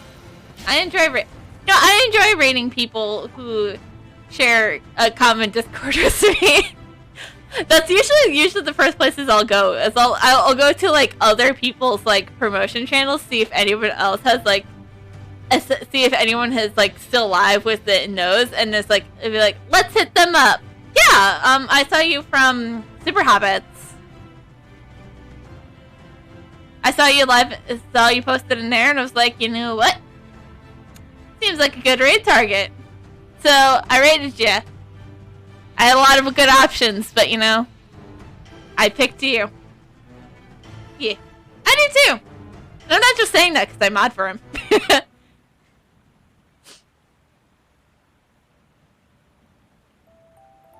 Oh my gosh. Wow. Yeah, I don't get raided often either. Like, as you can tell from my events list, I've been raided 3 times! And it's like, wow, people actually want to raid me? When it happens, like, you know? Like, it's amazing. It's like, I'm such a small streamer, it's like, and people raid me, this is so cool! Natavia, you have come at last. Please tell me again, that's the energy box? Augustus drums his fingertips on his desk, nervous. You hand him the energy box and tell him everything that has transpired. Augustus only seems interested in the box, however. Fine. I get the gist of it. I'll give back the energy box when the competition ends. Oh, and I'll fix your spirits reparator too. Augustus' face suddenly falls. I fear this competition might be postponed, though. I've been waiting for this. Can't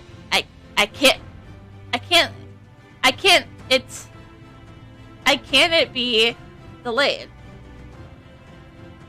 Oh, that's pretty cool. I believe I'm going to be doing some Gmod tomorrow, so might raid ya. But tomorrow's Saturday. Tomorrow's Saturday! My grandpa's birthday's on Saturday! Totally makes sense!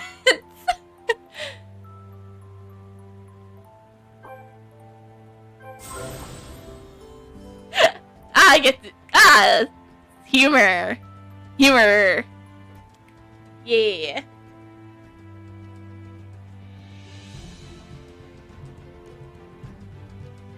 Yeah, tonight is for me, tonight is actually technically a bonus stream because Fridays are not typically on my schedule. My schedule is Wednesday afternoons, Thursday evenings, and then, you know, of course, you know, you gotta keep the catchy information, you know? Gotta keep that alliteration going, man. And then when people be like, "Smart, but you're streaming it on a Saturday," and you be like, "That's the joke." And it's like the whole thing. It's humor, you know?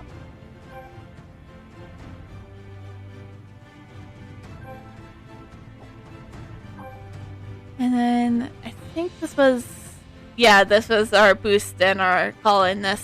Which don't matter because we have Zeal, and Zeal's the only attack special that is cool. Have you talked to Lanes before? He's the whole security officer for the arena. He's in charge of all the security. He's a bit hard-nosed, but he's a good guy. A few workers that were injured in the forest. Nothing serious. That's why Lane postponed the entire competition. Don't you think he's overreacting? I don't want things to get worse, and so of course, I decided to help with the injured workers. I'm hoping that Lane will realize the finals can still go on. I guess this turns to you. I got an idea. Help me collect some herb beetles from the Shatterwall Hills. They can be used for healing surveil for the workers. I'll be here, working on the herb grinder. Sure, you have the grunt work, but building and venting is no easy task either.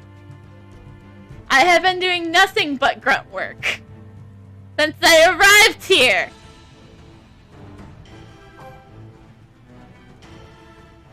But fine, I guess I'll continue my job as, Aaron's girl.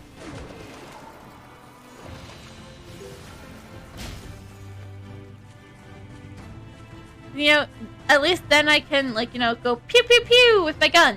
It's just the fun part. Things will be more interesting, when I get my subclass and I can go up to the enemies and go stabby stab stab, because I'm going to be a brawler and we have stars.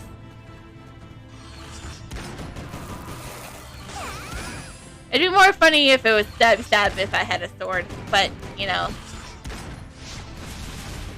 I already have a character who's subclass to the duelist, so what would be the point of having two characters that are subclass duelists?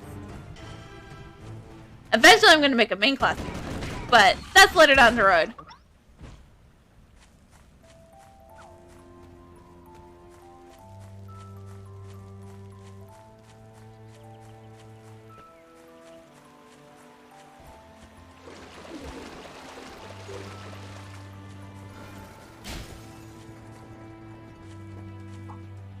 Nativia, you're back at last. The herb grinder is all set. Now we just need whatever medical herbs you got. You hand the medicaling goal herbs to Augustus. Ah, just what we need. Take my herb grinder and use it to make some quality medicine. Lane Celeste is a stubborn fellow, but he's no fool. Something must have happened to make him postpone this competition. Augustus tapping his chin. I'd ask him for more information, but he just told me to wait, like he always does. Augustus grumbles. I'm conceited that the mechanical herb ointment. I'll let you be the hero. Apply the ointment to the collectors. It'll ease their pain pretty fast. After you apply the ointment, can you ask Lane to elaborate on the situation? I want to know what on earth could throw off such a sacred competition. Wow. Grunt work! Woo woo!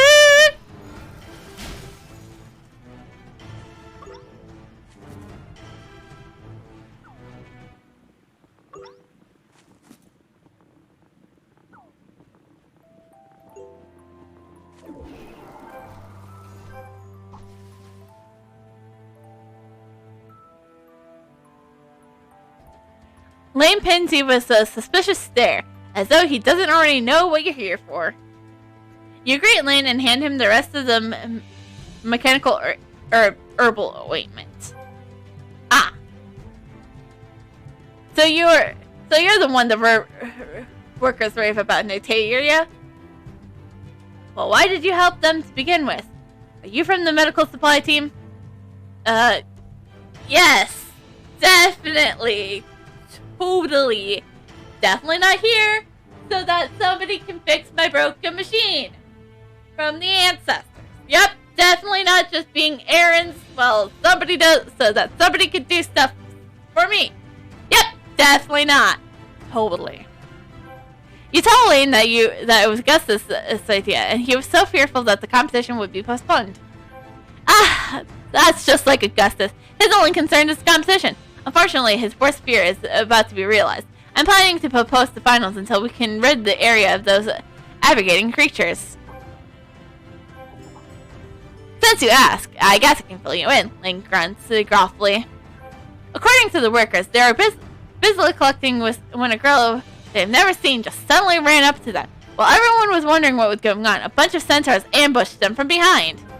The girl and the centaurs remind you of the situation with Yvonne. It seems the centaurs are becoming more and more aggressive.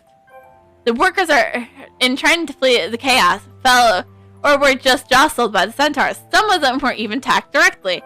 I'm only telling you this because I know you experienced rough battles before. Rough battles, huh? I guess maybe our hardest battle was against that one, like, I guess against the corrupted Voyas, you know? So.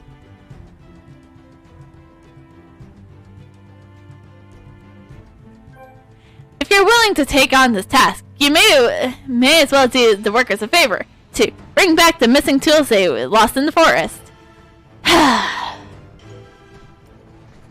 Back to being grunt work. That's all I do. And again, I cook dinner times after stream, okay?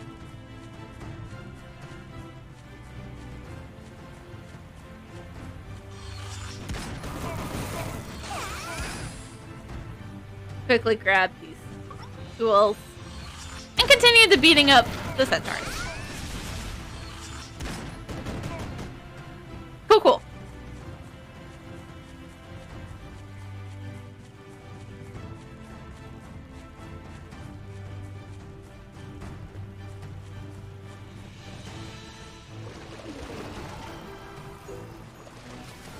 Oh, vexillology.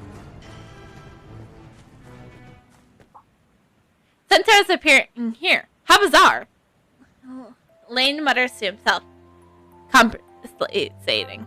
You hand the missing tools to Lane and tell him what happened to the centaurs. You really did it. I heard so much about you, but I didn't know it would all turn out to be true. I get that a lot. I was younger than a lot people suspected. I get very skillful, talented. I'm just a perfect being. You know, humans do get a +1 to all stat damage in D&D, so it's like, whatever.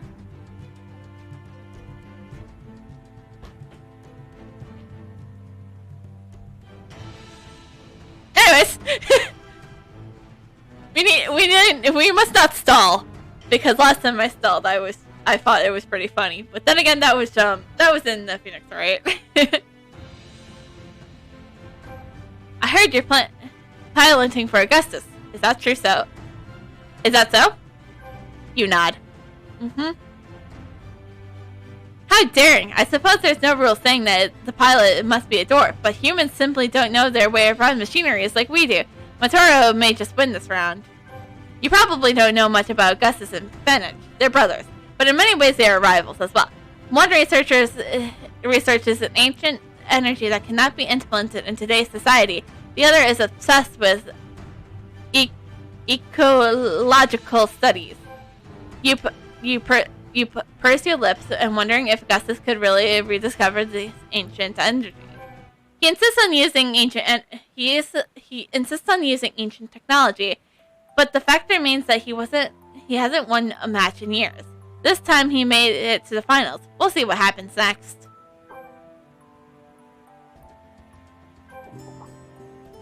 Lane sneers as his voices of opinions Augustus research. He does not believe Augustus will win this year's competition. You open your mouth to defend and Wait. How did I open my mouth and not drop my tanuki? Amazing. I truly am a person of wonder. Amazing. To defend and vouch for Augustus when the dwarf approaches, restless from running. Lane, there's a problem! Yes, what's wrong? Take a deep breath. Speak slowly. The same group of centaurs has already regrouped at Shadowwall Hill. They look more fired up than they did before. Alright. Look. Gotta get locked and loaded, baby. The perpetrator leans forward and catches his breath, his hands trembling in distress. The only reason the centaurs are bothering us is because that girl. What did she do? What did she do that angers him like this?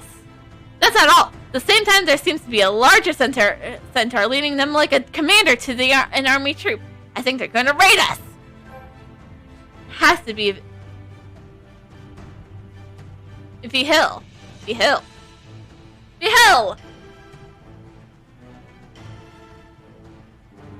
You and Lane's voice aloud at the same time. That centaur must be Vahel, the one who blocked the entrance to the East City ruins. He was so formidable that you had needed to disguise yourself as a would-be just to get around him. If we want to get out of this pickle, we need to defeat him. Because I am no longer trying to pronounce his name because I'm going to say it wrong every time. So he's just going to be him. It will be very difficult to take him, but alone, let alone the rest of them. Lane says and looks to you. Blanching, you vigorously shake your head. If anyone is going to take him on, it's not going to be you. You know nothing about fighting such a creature. I have defeated many centaurs. He's just a bigger one. Oh, Nitavia, you jokester. My pilot would never actually say something so discouraging. God damn it. Augustus. What are you signing me up for? Augustus swaggers over to his trademark ignorance. Dealing with Val should be ridiculously easy. What's this? Augustus presses a small gadget into your hand. This is an excellent piece of machinery called a shank ray. Let's focus on the beam of power that comes out of the thing and Val and on him and then weaken him. Then all you need to do is give him a good sucker punch. I don't do sucker punches. I go pew pew pew with my guns. It's how we do. Heck yeah.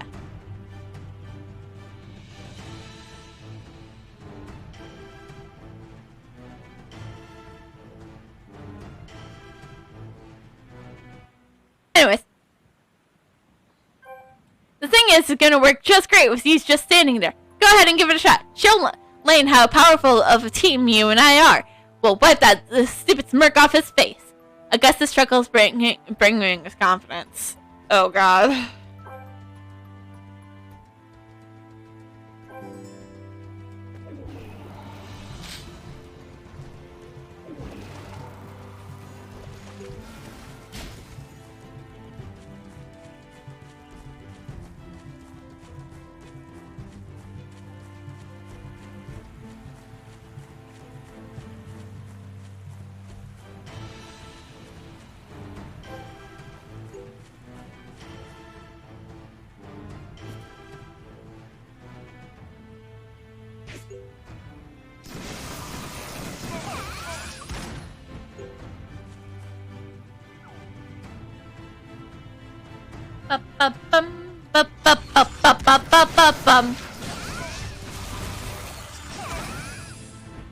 That was easy. Shush. We don't tell Lane about this.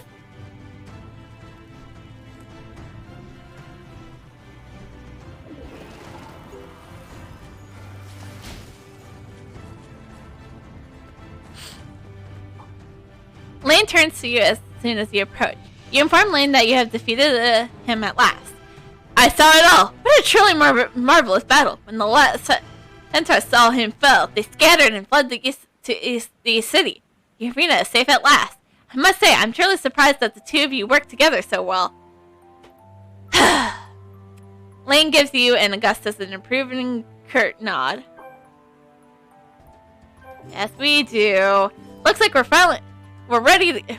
really getting things done. We might finally get a peace and quiet around here. A tranquil smile spreads across Lane's face. I need to entrust you with another important task. You must patrol the arena. Lane explains. It should be quite simple for you. I usually patrol the area, but this time you're going to take over. If the patrol is unsuccessful, we can't hold a match. A security officer considers this task an honor, though it certainly comes as a heavy dose of responsibility. I'm just supposed to be a pilot, man. I'm giving you this important job In part, to apologize for how rude I was to you and Augustus. You're proving yourself trustworthy indeed. I will speak to Augustus later. Hopefully a match can be held as scheduled. And now I'm doing patrol work.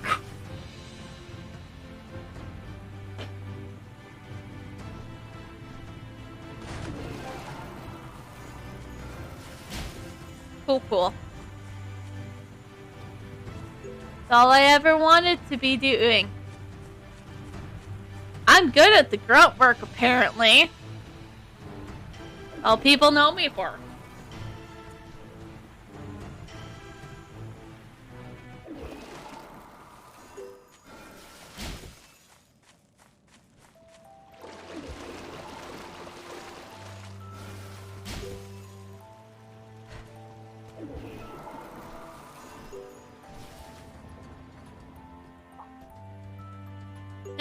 It looks like you have finished your rounds.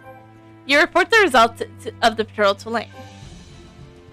So there are no problems? In that case, the security office will declare the arena safe and the competition can officially begin. I shall notify the arena committee and let them know that the arena is ready. The finals can begin. Cool, I leveled up. No, we don't do evasion, we do the health. Evasion comes afterwards, okay?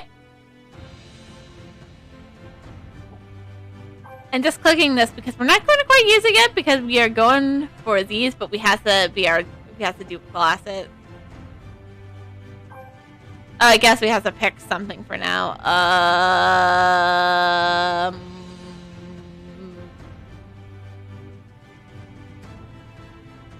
Confirm.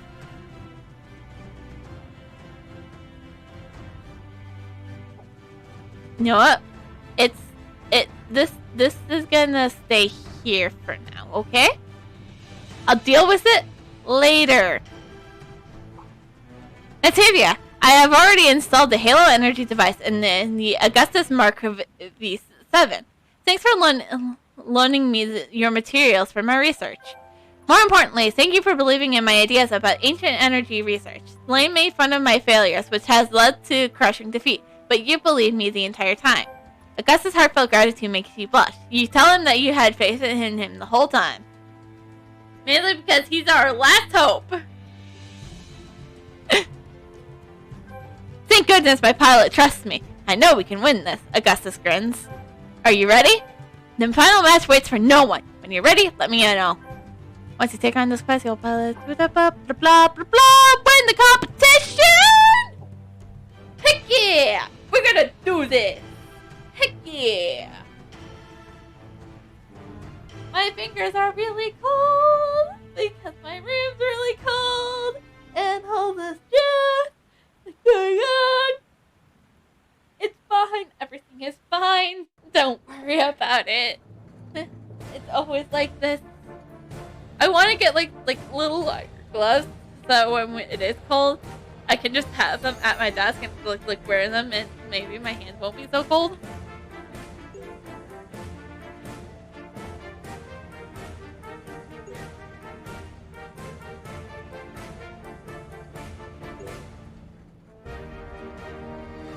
And this is for if anybody needs help with this quest. So, yeah, you're welcome.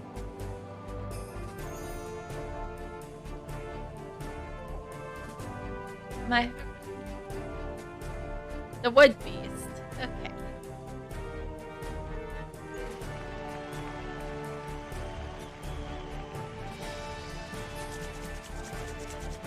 My hand's so cold.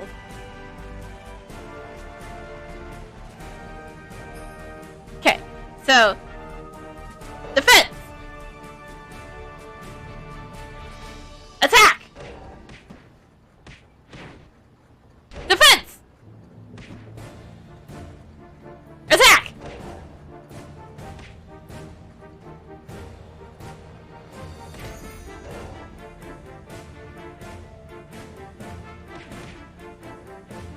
Attack.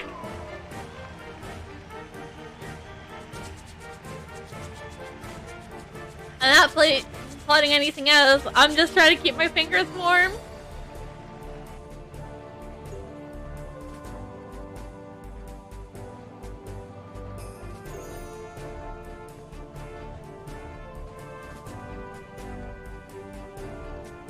Attack. Defense! Attack! Break the shields!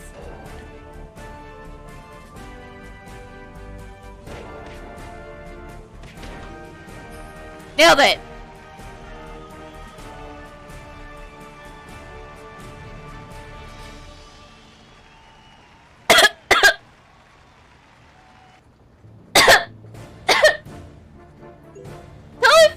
Did not choke the water there. Not at all.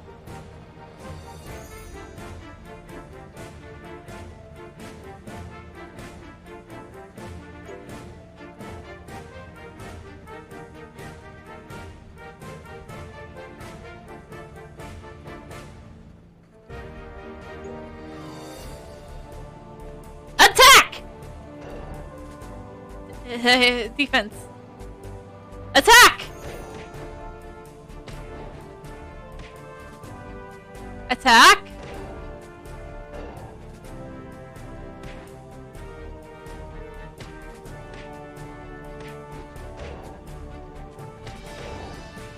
And then, I need healing a bit. Halo repair. And boom!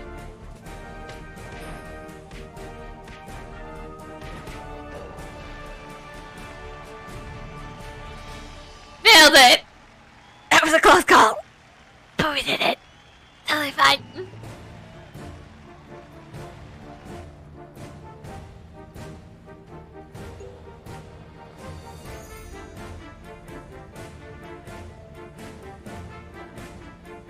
Everything's going just fine. I got this.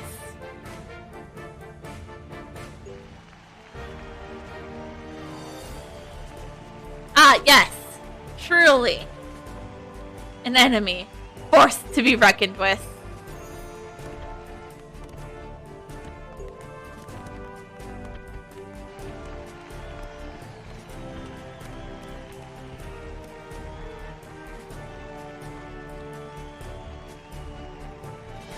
Look! I just want the fight! Let me fight it! I'm pumped!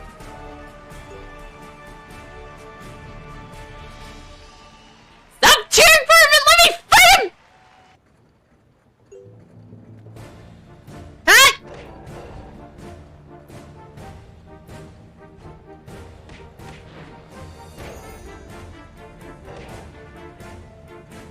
I'm gonna need a halo repair here. Ha! Ha!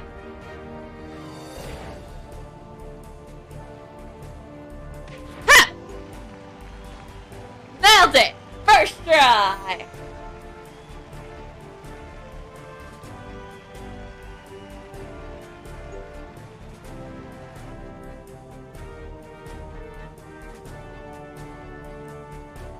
We won!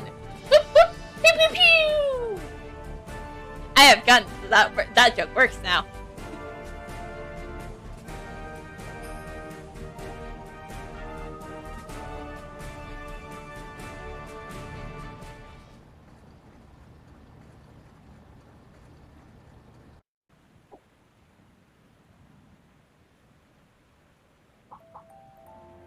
Augustus looks absolutely elated as Pierre runs towards him. You sincerely congratulate Augustus on his victory. After years of research and failures, his study of ancient energy has finally managed to win him the grand championship of the robot fighting match. Victory at last! Haha! Finally, I am the champion! I will be recognized by the world as the master of mechanical championships! I'd like to thank my pilot, Natavia, and my dear assistant, Pierre. Thank you both so much. I couldn't have done it without you. Augustus smiles joyfully at you and Pierre. Is that a tear in his eye? Congratulations, Augustus. After all these years, I can't believe we've done it. Pierre is crying with joy. Augustus! Matorio saunters over, following by his assistants. What is it now, Matorio? I won, fair and square. Augustus seems on high alert, afraid of what Matorio is up to. Congratulations, Augustus. The battle you fought today was amazing. Matorio and his fellow craftsmen reach out to shake Augustus' hand. Augustus is completely shocked. He never expected to be congratulated by Monterio. Excellent work on your research concerning ancient energy. You were right all along, my good man. Looks like it will be the most efficient and advanced energy we ever developed. I would like to apologize on behalf of the entirety of BAVS for ever poking fun at your theories. Don't joke around with me, Montoro. Without you, as a worthy opponent, I would have the drive to strive for greatness. You better not start slacking off. Ha ha! Of course not. You just wait. Next time we battle, I'll blow you out of the waters. Augustus turns and looks at you and gives you a slight nod. Then he removes the Halo energy device from Augustus Mark 7 and holds it up to you. Here, Nitavia. As promised, I'll give this to you. All of a sudden, a mysterious girl appears between you and Augustus. She quickly snatches the Halo energy device right out of his hands. Oh, sorry. I'll just borrow this for a minute. Hee hee. The girl smiles and dashes away, leaving everyone in shock and confused. You call out to the mysterious girl, but she's already gone. You can find no traces of her at all. What happened? Who was that? Augustus snapped out of his shock and shouted with rage. Who was that? And our security guard sleeping on the job? What's going on? I would like to know that too! You remember seeing this girl in Beervis. Back then, she was after your spirit separator. A human girl caused the commotion among the centaurs in the East City ruins and Shadowball Hill. Maybe it was the same girl. You're saying she's the one behind all this? She won't get away with it. I'll catch that smarty little Steve. Nativia, please give me some grass brats. Give me some of the grass brats who dwell near Alba shores. They are sensitive to energy, especially Halo energy. If we can make them use Sprout's ability to sense energy, we can use some of our conditioning equipment to trace that girl. She won't escape. Heck yeah! We're going to do this. By the way,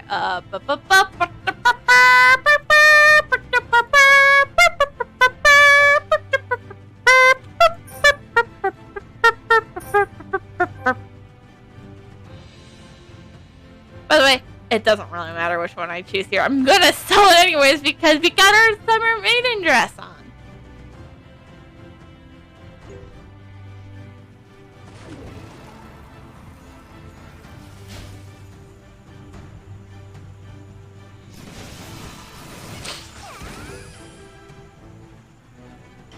Blech, only a bloody flesh wound. That I know from Monty Python. I don't watch a lot of movies. It is quite the joke within like every community I'm in that I don't watch a lot of movies. And it's true, I don't.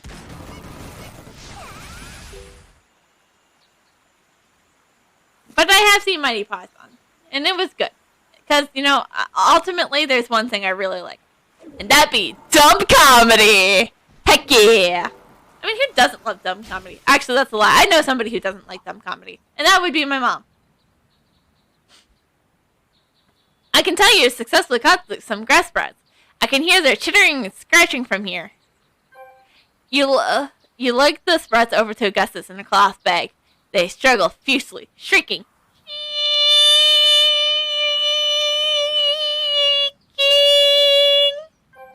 Why are they so restless? Keep it down, you little fools! The captured grass brats are only struggle more fiercely, yelping and injured puppies. Augustus takes a step back, surprised. These creatures are trying my patience! Augustus growls fiercely. Oh, we know who the patient one between the two of us are.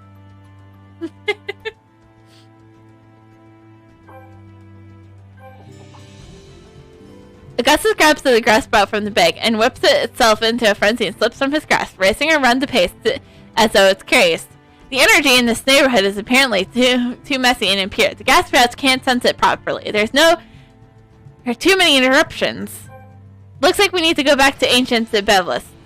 The metal's air carries a long, strong magnetic force, which can isolate other kinds of EM wavelengths. It's okay if you don't understand. It's all very scientific. How dare you? I have really cold fingers. So, yeah, this is not good.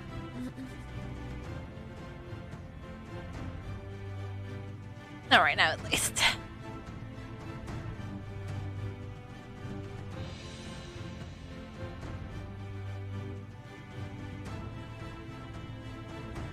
Natavia, have you visited the northeast part of ancient Bevelis? Just follow the road and head northeast. You'll eventually run into an abandoned village. If I remember correctly, a few of the first ever robots were stored there, rusting awake. You can get magnetic metals I need from them.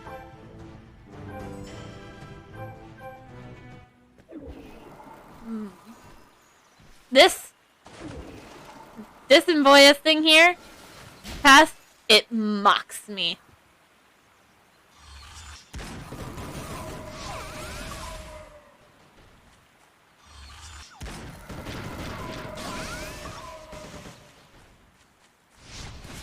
Ah!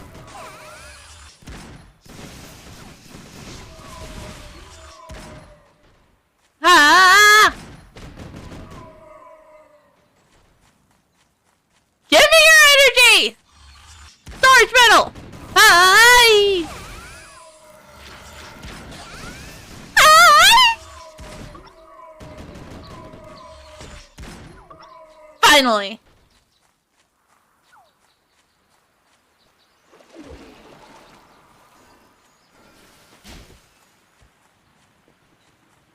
Almost did it.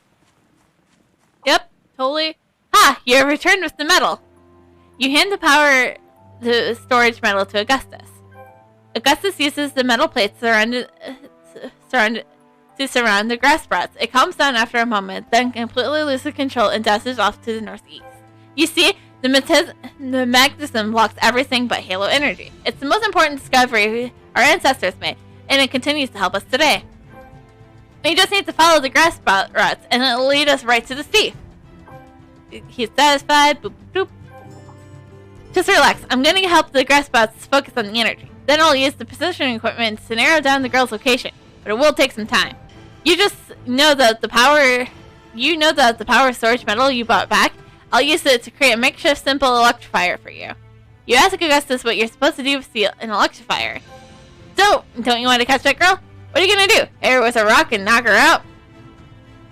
Augustus asked amused. That was the plan. I almost pinpointed her location. Judging from these coordinates, she's hiding in the northeast part of Alaba Shore. She can run, but she can't hide. Natavia, bring this with you and test it out. Augustus hands you the electrifier with a strangely crooked link. God. Am I now just errand person helping a mad scientist? Is that what I'm doing?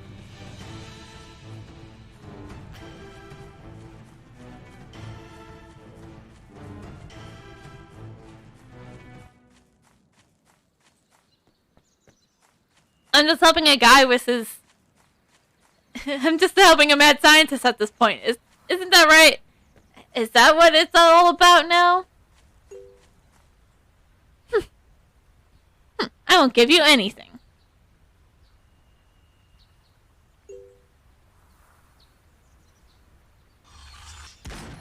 Ah! Sir. No match for me and Ayako.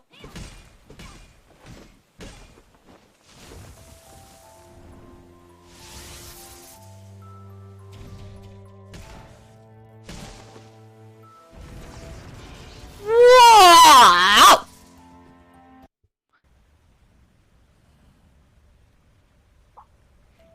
And I'll give it enough. I'll give it back. Caroline huffs and shoves the energy box at you. Out of curiosity, you ask Caroline what she planned to do with the box.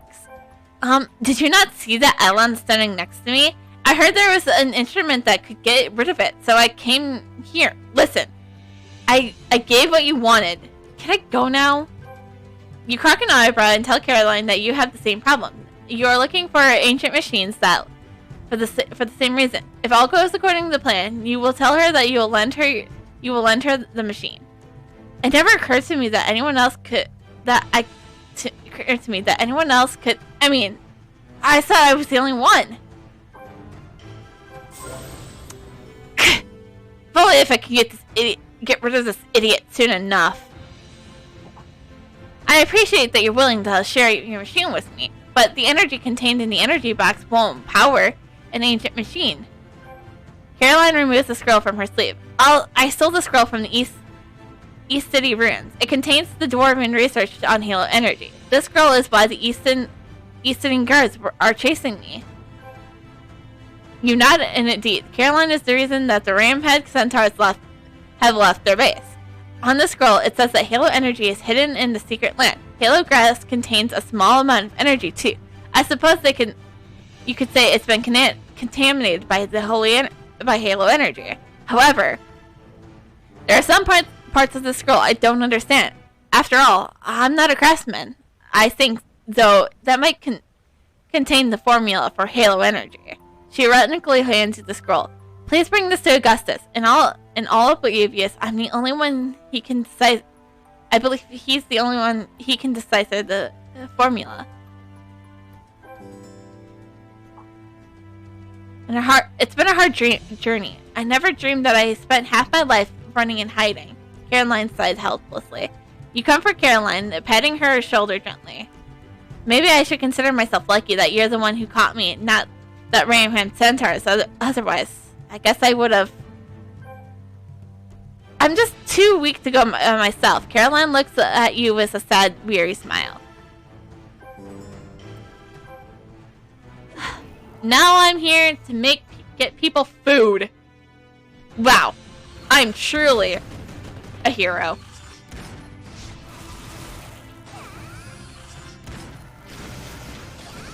We'll get her food and then get her food and then we'll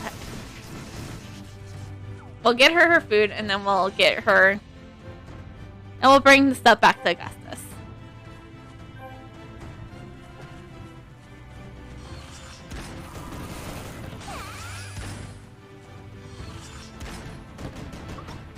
Alright, cool.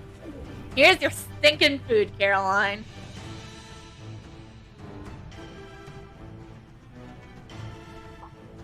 You give Caroline all the goat meat you obtained while hunting. Thank you, Octavia. Caroline's face lights up. Color returns to her pallid face. I don't understand. You got an Edelon too. Why do you seem so calm about it? You think it for a moment and then tell Caroline that you actually quite like Merely.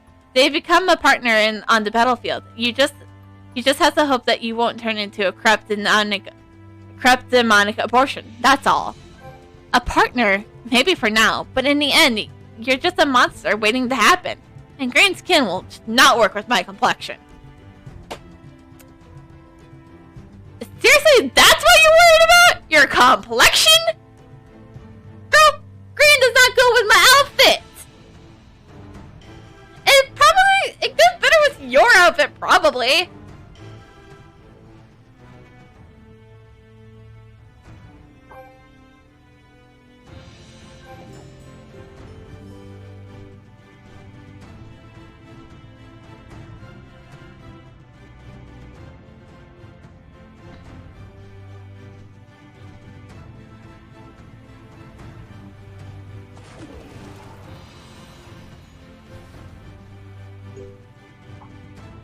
Did you catch her? Also, you tell Augustus that what Caroline told you. Wait, no, we're level 37. You know what that means. Extreme speed! You tell Augustus what Caroline told you. You gave the ancient scroll and energy box back to Augustus and ask him for your help. Is this really the formula for Halo energy? Augustus grasps, a smile on his face. Very well, I'll forgive her. I suppose I do Feel sorry for the girl. Augustus' attitude suddenly changes. This formula looks incomplete to me. Maybe it's just part of it, but from what I can take out, there's no way that the energy in the Halo energy box can power that machine. It all makes sense. During the competition, I got a feeling that Halo energy had the potential to be far more powerful. And this scroll proves my hunch was right. However, I grew up in this forest. I never once had heard anyone mention of secret passages. But anyways, if you can help me find the energy source mentioned in the scroll, I will do all I can to help you. What's your plan? You ask Augustus if anyone knows the location of the secret passageway into Kakarot Forest. I've never seen it myself, but I bet Finish knows about it. He knows the ecology and makeup of the forest like the back of his hand. I love him, but he just doesn't care about anything useless. But he doesn't care about anything unless it's related to eco. Unless you can link this to the environment, I doubt he'll make time to help. Augustus sighs. I remember he once told me he wanted to collect eggs from butterfly fairies. He seemed intent on learning about the fairies' ecological impact on their social structure. He couldn't stop talking about it. Boring, if you ask me. Perhaps you could go to the waterfall and collect fairy eggs for him. He divulged the location of the secret passage. Okay. Wow.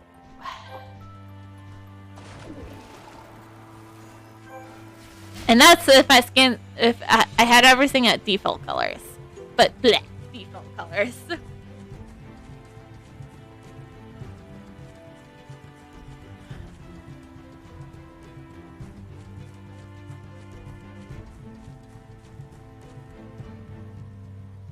Gathering, gathering, gather, gathering. All day and all night. Gathering all day and all night. I didn't need to pick that up, but I think this is just a right click to use. So I guess we can get that quest done. I guess it's literally it was just the achievement done, so. Do you have something? This something better be worth the waste of my time. Finishin lends you a sour look, annoyed that you pulled him from his thoughts. You hand Finishing the butterfly eggs he collected. He glares at you suspiciously. For me, whatever this is, it better be worth this bothersome interruption. Finish grumps. These butterfly fairy eggs? And they're not contaminated! Finish examines the eggs, though he is expecting a rare jewels. How do you know that I wanted to get my hands on these? You explain your situation to Fenric. Huh. I never thought Gus actually listened to anything I said. It's actually really nice that he remembered. Do you think he's developing an interest in ecology? If you haven't collected these butterfly fairy eggs, the whole species might have gone extinct. Benich looks at the eggs in awe. Not long ago, I discovered that the butterfly fairies acted oddly. They became more and more aggressive, some began even to attack one another, which is highly unusual in their society.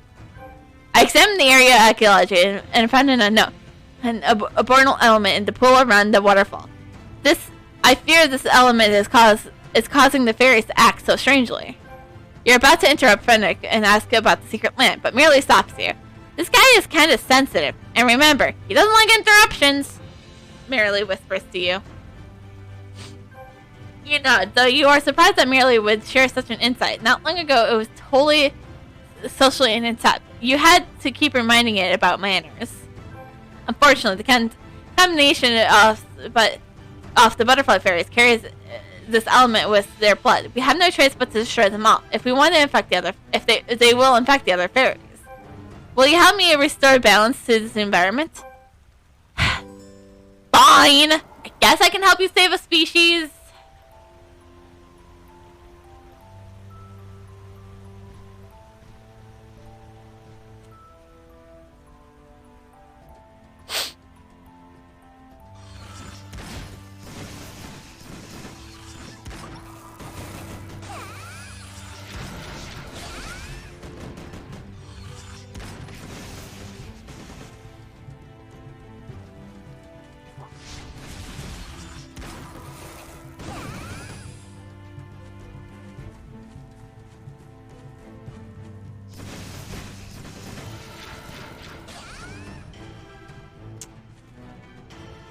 That's not where we need to go. We need to go fight some wild butterfly fairies. Whoop whoop! I don't remember where they were. Whoop whoop! They were over here. Whoop whoop! Aiko! Dinner time's after stream, remember? I told you this many times.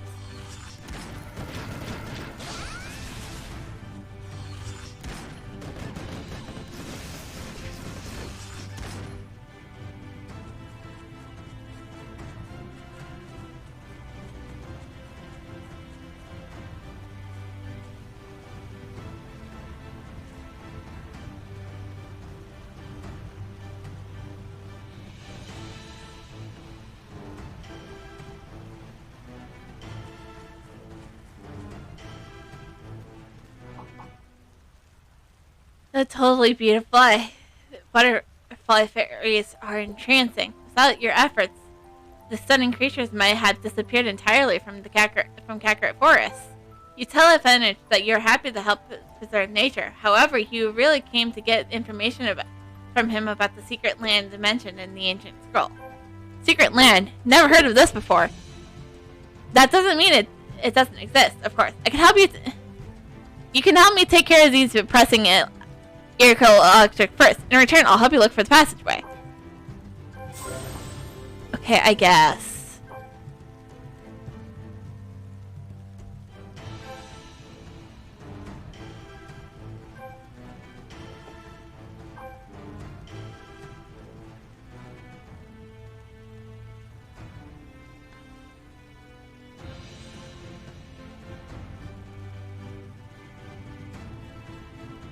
Yeah, that one might be interesting to use. I might look into how I'm gonna fully build my this character. I haven't looked too far into that part. Just chose main class and subclass. You know, as one does. I constructed a complete survey of the electrical environment around the area surrounding the waterfall, but there's one thing I'm stumped on. Now that you mentioned a secret passageway, those things are starting to come together. I have never seen a uproar before. However, not long ago, a group of Zebras suddenly gathered near the waterfall. I have no clue where they came from. I attempted to communicate with them, but no matter what I said, they never responded. Bennett's a soldier's sake. They came after me and beat me bluntly. If I remember correctly, though, a moment the Sapra appeared, coincides with the time the butterfly fairies began to numerate. Assuming these Sapras are the carriers of the mutational element, then. Natavia, we need to do something before it's too late. Help me get some skeleton blood from the Sapras. We need to test the theory. If this really comes back to the Sapras, then we're in big trouble. Okay, I'll do it. For the good of science! Woo!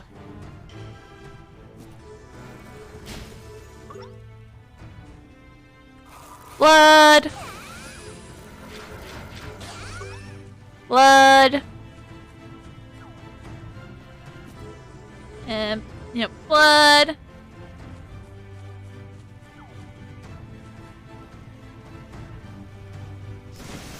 Pew pew pew pew pew pew pew pew pew pew pew pew pew pew.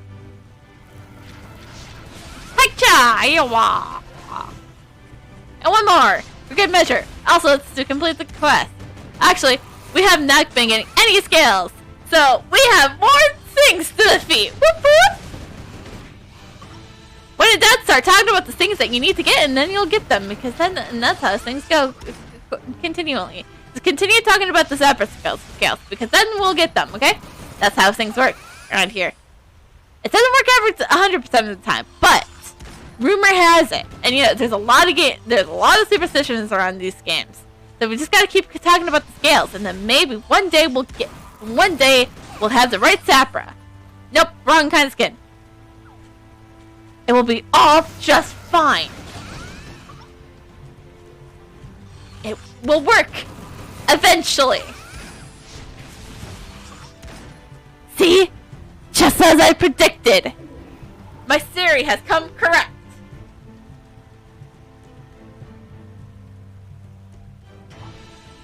Quick!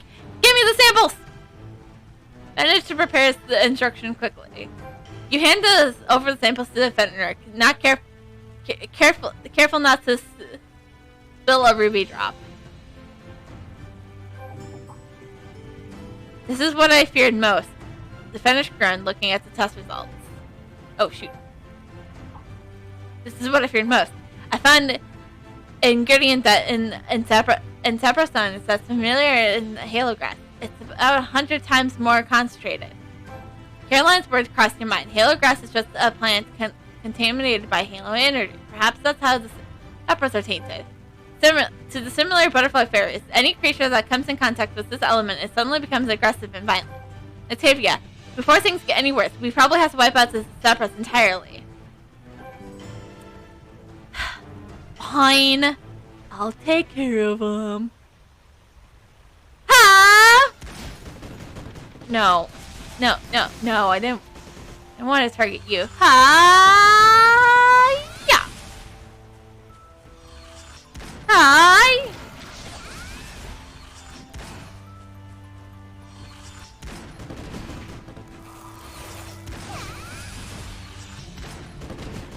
Alright, cool.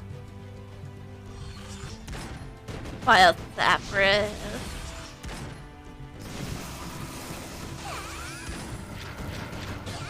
Wild.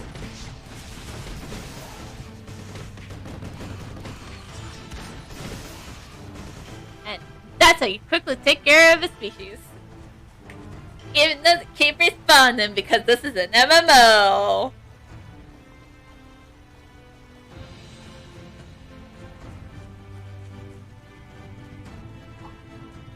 For the sake of the forest as a whole, we need to make more. He has to make some sacrifices. Finish sighs deeply and his expression graves. You tell Finish about the outcome of your mission. It's a sad conclusion, but we did what was necessary for the greater good. Finish sighs heavily. At least we learned something from what it says. Sappers must have traveled to the area near the waterfall via a secret passageway we have yet to find. Otherwise, they couldn't have appeared so suddenly. Found any clues? You tell Finish about what Caroline has mentioned. The halo grass is just a regular plant tainted by the energy. Very true. But we can also find energy within Sapra and the butterfly fairies. They weren't born with this element. They had to be infected. We also know that the element can move through water. Fennekin begins rifling through his belongings and pulls out an odd-looking thing. Got it! Looks like it's usable, Fennekin mumbles. These are water purifiers I developed. They can be used underwater or on land. You can bury them in soil or float them in a river. Octavia, can you do me one more favor? Place 3 purifiers upstream, midstream, and downstream. I'll track the energy flow. Okay. Okay.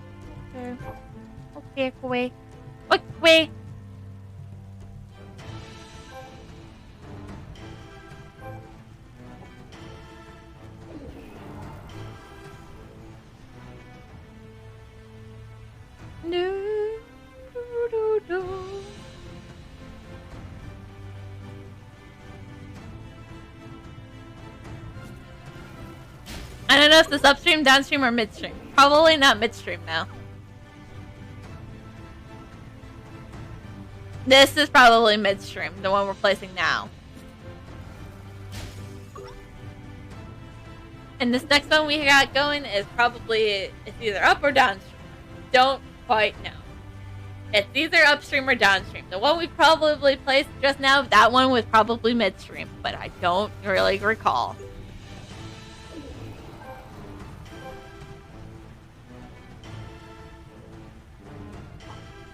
How did it go? Do they still float? Finish asks eagerly. You tell Finish that you set up the water purifiers. Excellent. Let me use their locations. Show the trackers. I'm getting signals, but there's only 2. The purifier closest to the waterfall seems to have fallen off the face of the earth. Maybe it's malfunction. I never said this would be an easy task, but it looks like it can only activate the 2 other purifiers. As far as the broken one, not sure you would mind reactivating the purifier for me, would you? From what I can tell, the malfunction one is the third purifier downstream to the waterfall.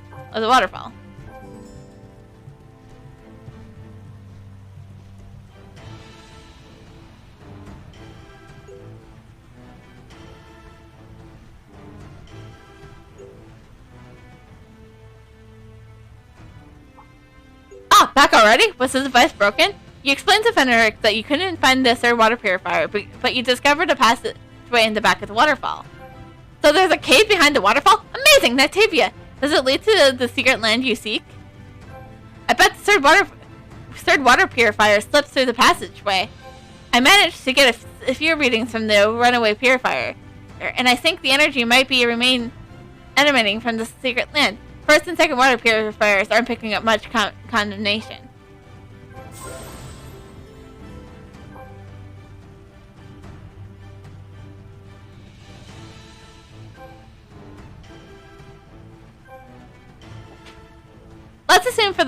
Let's assume the secret passageway in the back of the waterfall is the origin of the halo energy. If that's the case, we have to keep the creatures away from it.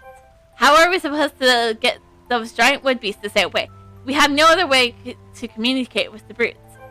We have to drive the giant wood beasts upstream, midstream, and downstream, or they'll be contaminated by the energy. Personally, I don't even want to confront a normal giant wood beast, alone an energy-fused one, rage-filled one. I'm not exactly capable of taking on the wood beast. I'm a scholar, not a fighter. I'm the fighter, bitch. I'm not a scholar, I'm a fighter! That was me saying it. I'm depending on you to help me with this. Okay. See, now we have 2 points, so we can go boom and boom. But first we have to take care of a lot of things here. Actually, I think this is the last thing we have to take care of before we take care of dungeon stuff.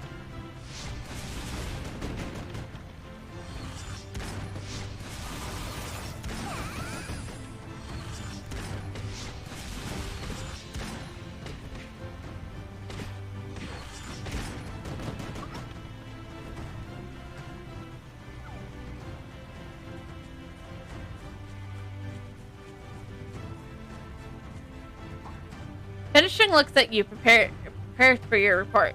You tell Finish that you had driven away a giant wood beast. Now that we know that the source of the combination, we can look towards the next step, Nitavia. To avoid any further combination, you'll need to seal the passageway to the secret land. Nature's balance will restore itself slowly but surely. On behalf of all living creatures in the forest, I thank you. I must discuss this with the village chief. We need to come up with a plan to block the passageway behind the waterfall. But before anything of that happens, I think the ancient energy you and my brother seek are probably inside that cave. I know this is extremely important to you. I'll let Augustus know too. He's probably waiting to berated breath. Let me tell him. It might help us bond. Why don't you explore the secret path? Augustus will catch up with you soon enough. Just promise me you will look out for him. If you can find the ancient energy within the cave, perhaps you can activate the spirit separator. Okay. Before we do some dungeon stuff, the gunslinger's gotta pee.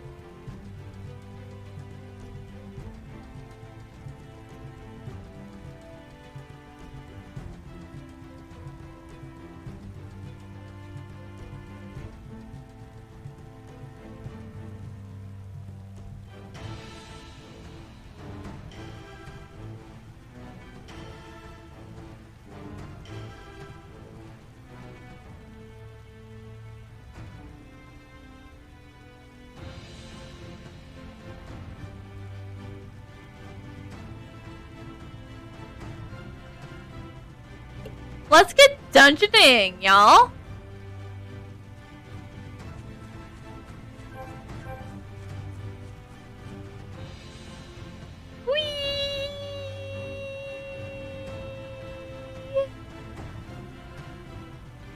No, because for some reason hell mode doesn't exist. But we need solo for right now.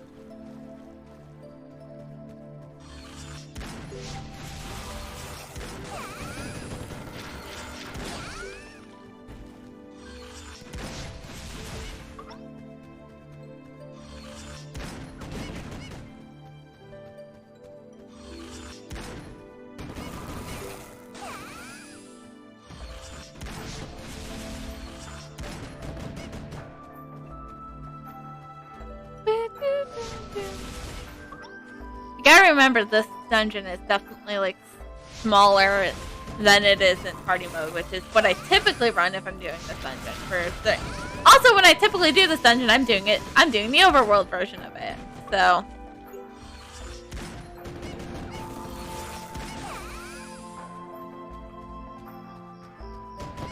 because, you know, it's a little higher level, but I still can do it pretty easily.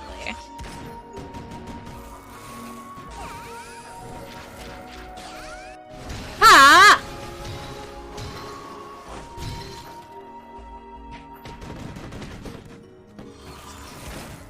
No. Stay away from the bombs. I don't like the floaty.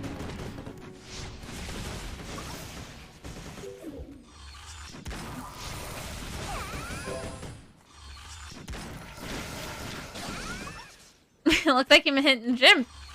No, I have not. Which is a sad thing to say, but I probably should be hitting the gym, you know? Just a little bit.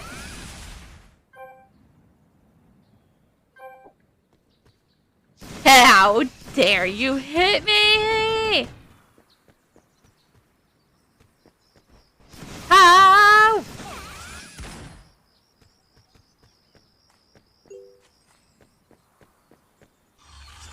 Ha! Hi! Hi!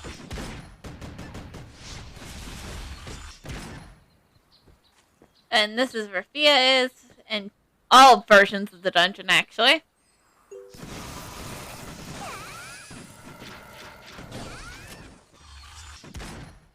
Huh. Huh.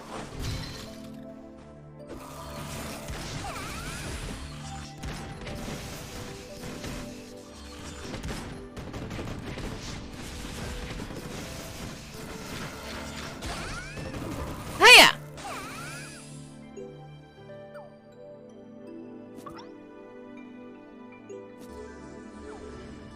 Well, it doesn't really matter. I have like all the recipes.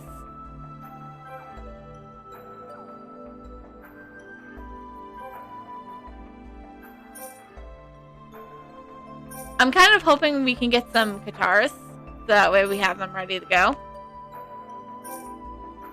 Or else, if not, I could just do a little something like this. I don't think I'll have enough Dragon Points for it, but something like this. Hold on. Something like, yeah, like this.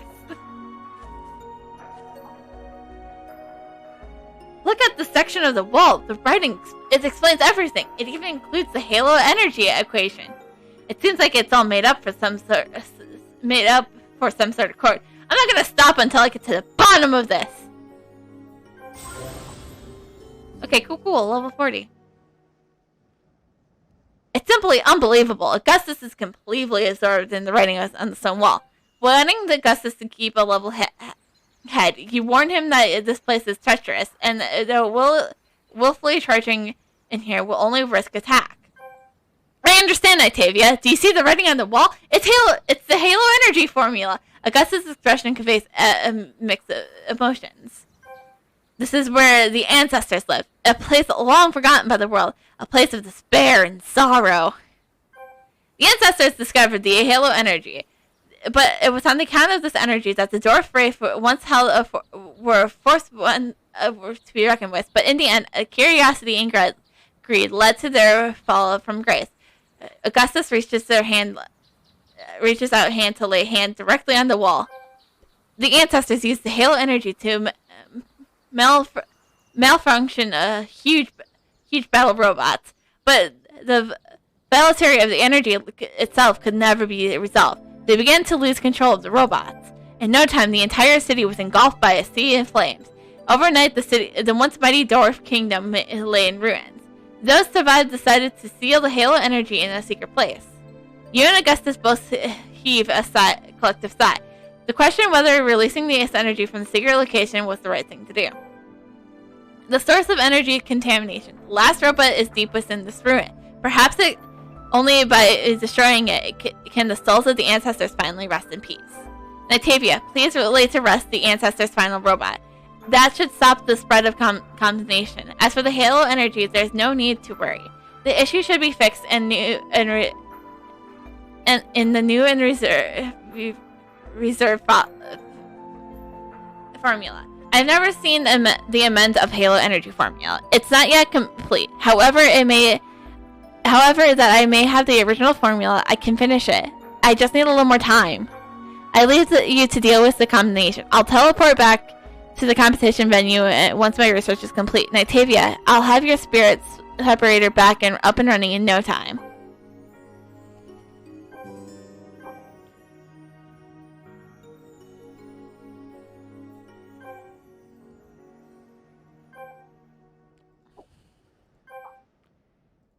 Okay, so our main quest, side quest, we're not gonna. I don't really read because I'm not really caring. So yeah.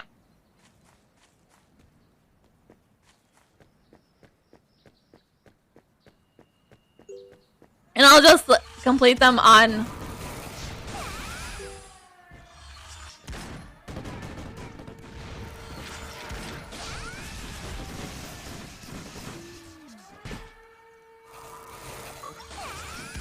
That's hoping.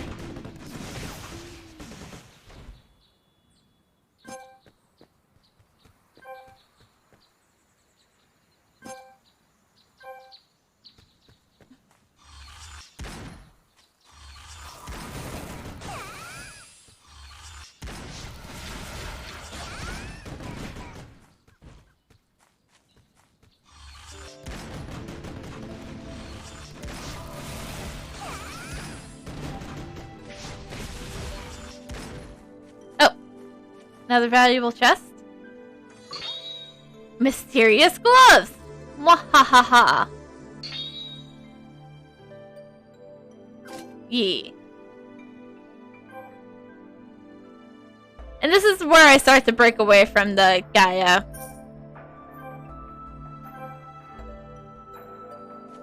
Where I break away from Gaia. The aura armor. And there is the Sawbot.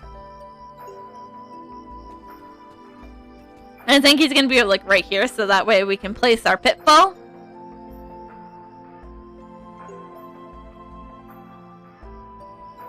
Or else it'll be close. So.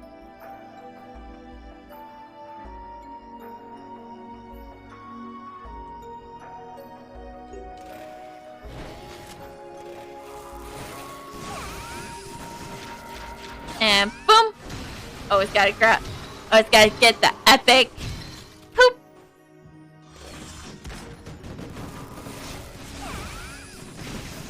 There's no point without any other like enemies around to decoy. So. Ooh, but fearless gauntlets are better. Breaking the law! Breaking the laws!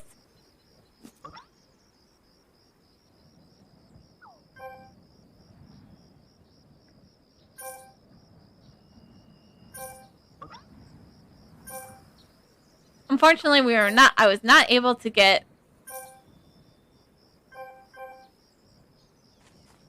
Now we need to head back to the venue. Ah! That was not planned or called for.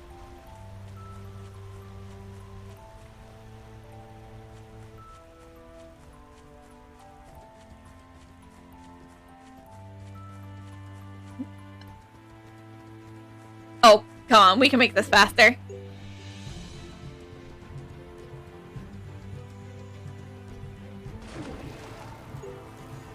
There is some stuff we still are going to take care of. We are going to take care of, like... Natavia, how did it go? You tell Augustus what happened deep within the secret land. I hope the spirit of the ancestors can finally rest in peace now. Augustus lowers his head in solidarity. Do you still remember the scroll from the East City ruins? The one that contained partly incomplete equation for Halo energy? It looks like our ancestors were desperately trying to harness it. The scroll from the Eastern City ruin actually contained a modified equation. I will combine the modified equation and the original equation from the secret land. We should be able to use the Halo energy to power the spirit separator. Now I just need to make a few final adjustments. Augustus reinstalls the activation switch on the spirit separator and emits a strangely emetic.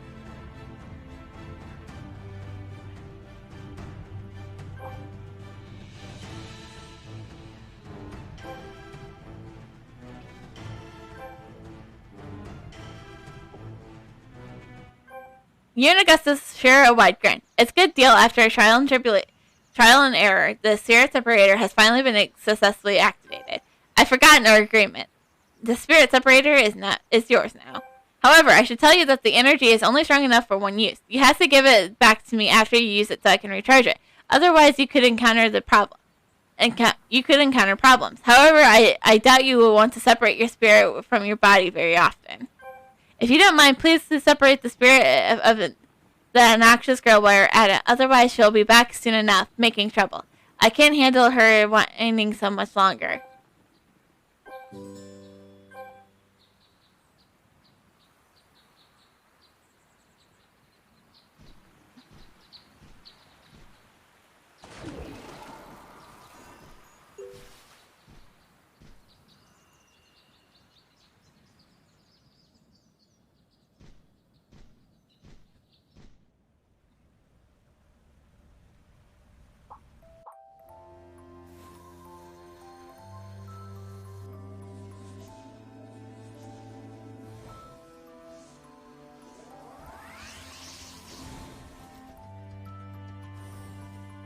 What are you doing? That's pointless.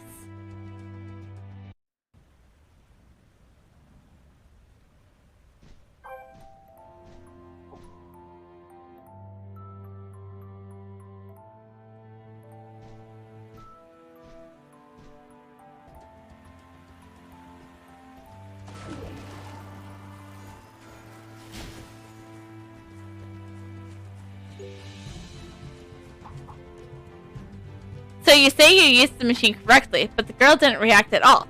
You must have done it wrong. Here, give it to me. I'll use it on you. Augustus quickly charges up the spirit separator and works its magic on you. After being hit with a beam of radiance, you begin to flit in mode arrow, just as Caroline did. A strange feeling of floods your senses. It feels though an external force is trying to dissolve your energy. You experience a mild pain, but also feels like though a strong power within your body is battling an external force. Soon the effects disperse completely. The energy inside you seems to win a victory over the external force. Huh? What just happened? Augustus exclaims as he falls to the ground with a thud. You ask Augustus what happened, brushing the dirt off your clothes and catching your breath. You feel a nasty bump raising your head. It doesn't work at all. I think the separator overheated. Did it malfunction? Augustus shakes its head, puzzled. This is strange. The machine is running. Let me try. Augustus snatches the grass sprout from the closed bag. The grass sprout shrugs violently and desperately trying to squirm away. Don't be afraid, little grass sprout. It's just a flash. It won't hurt.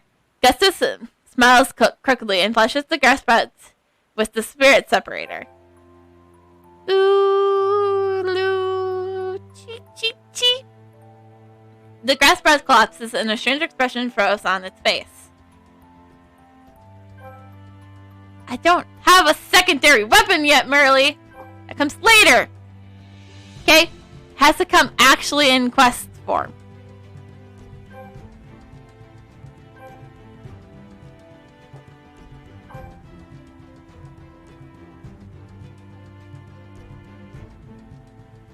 for now. We don't need this for now. Well, it seems like it kind of works, but the Eidolon energy inside you and Caroline is stronger than we could have imagined.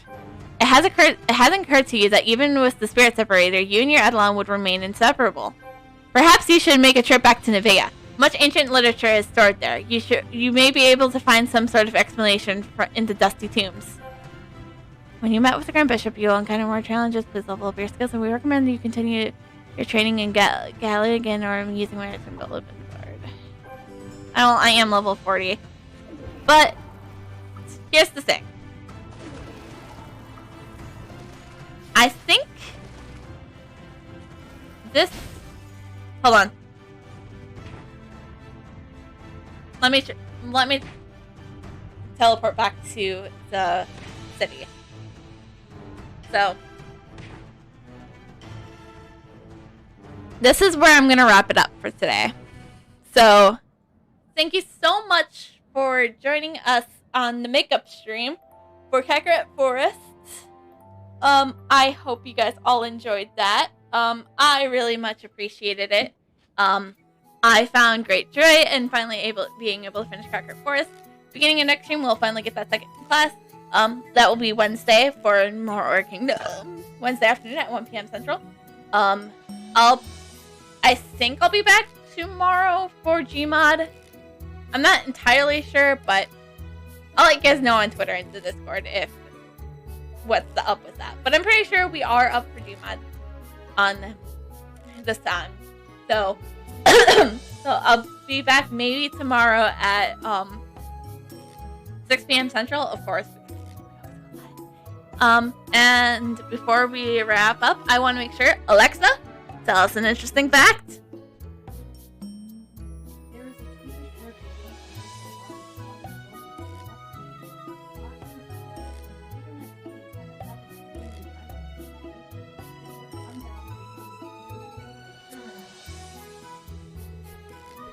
Well, there's our interesting fact about Swedish words. So, like I said, that is very excellent news to know. I think. So it is a good time to let us know.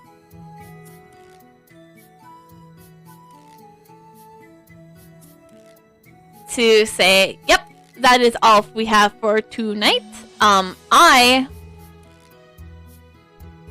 As I've been saying, I'm going to get dinner, but like I said, I want someone to raid. I think I only see one contender so far. Actually, there's a couple contenders. See if one of them's still alive at this.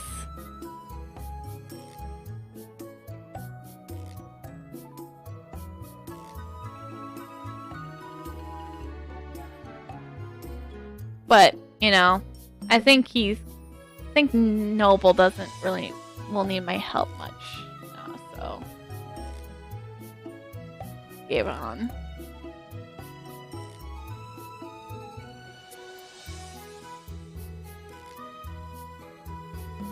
Noble's still alive. So I think we're gonna hit up Gabe. And we are going, and that is what I have for you guys tonight. And I really do hope you guys all enjoyed tonight. I really had fun, and I will probably see you guys tomorrow, or at least on Wednesday. Boop! Wow, I said that just hit enter. But in reality, I was actually I usually do that when I'm just ending, but it's like, wow, we're now rating. But anyways, I'll see you guys when I see you next. I'll catch you later. Make sure you go raid him with your finger guns blazing. And if you don't have finger gun emotes, just go pew pew pew. Just say, holding up my finger guns or something. But, I have access to my finger gun emote. Even though it's a tier 2, I am going to make it, it's eventually going to be a tier 1 when I get more emote slots. And then tier 2 will be kind of something, maybe like, golden guns or like silver guns. I don't know. But anyways, bye!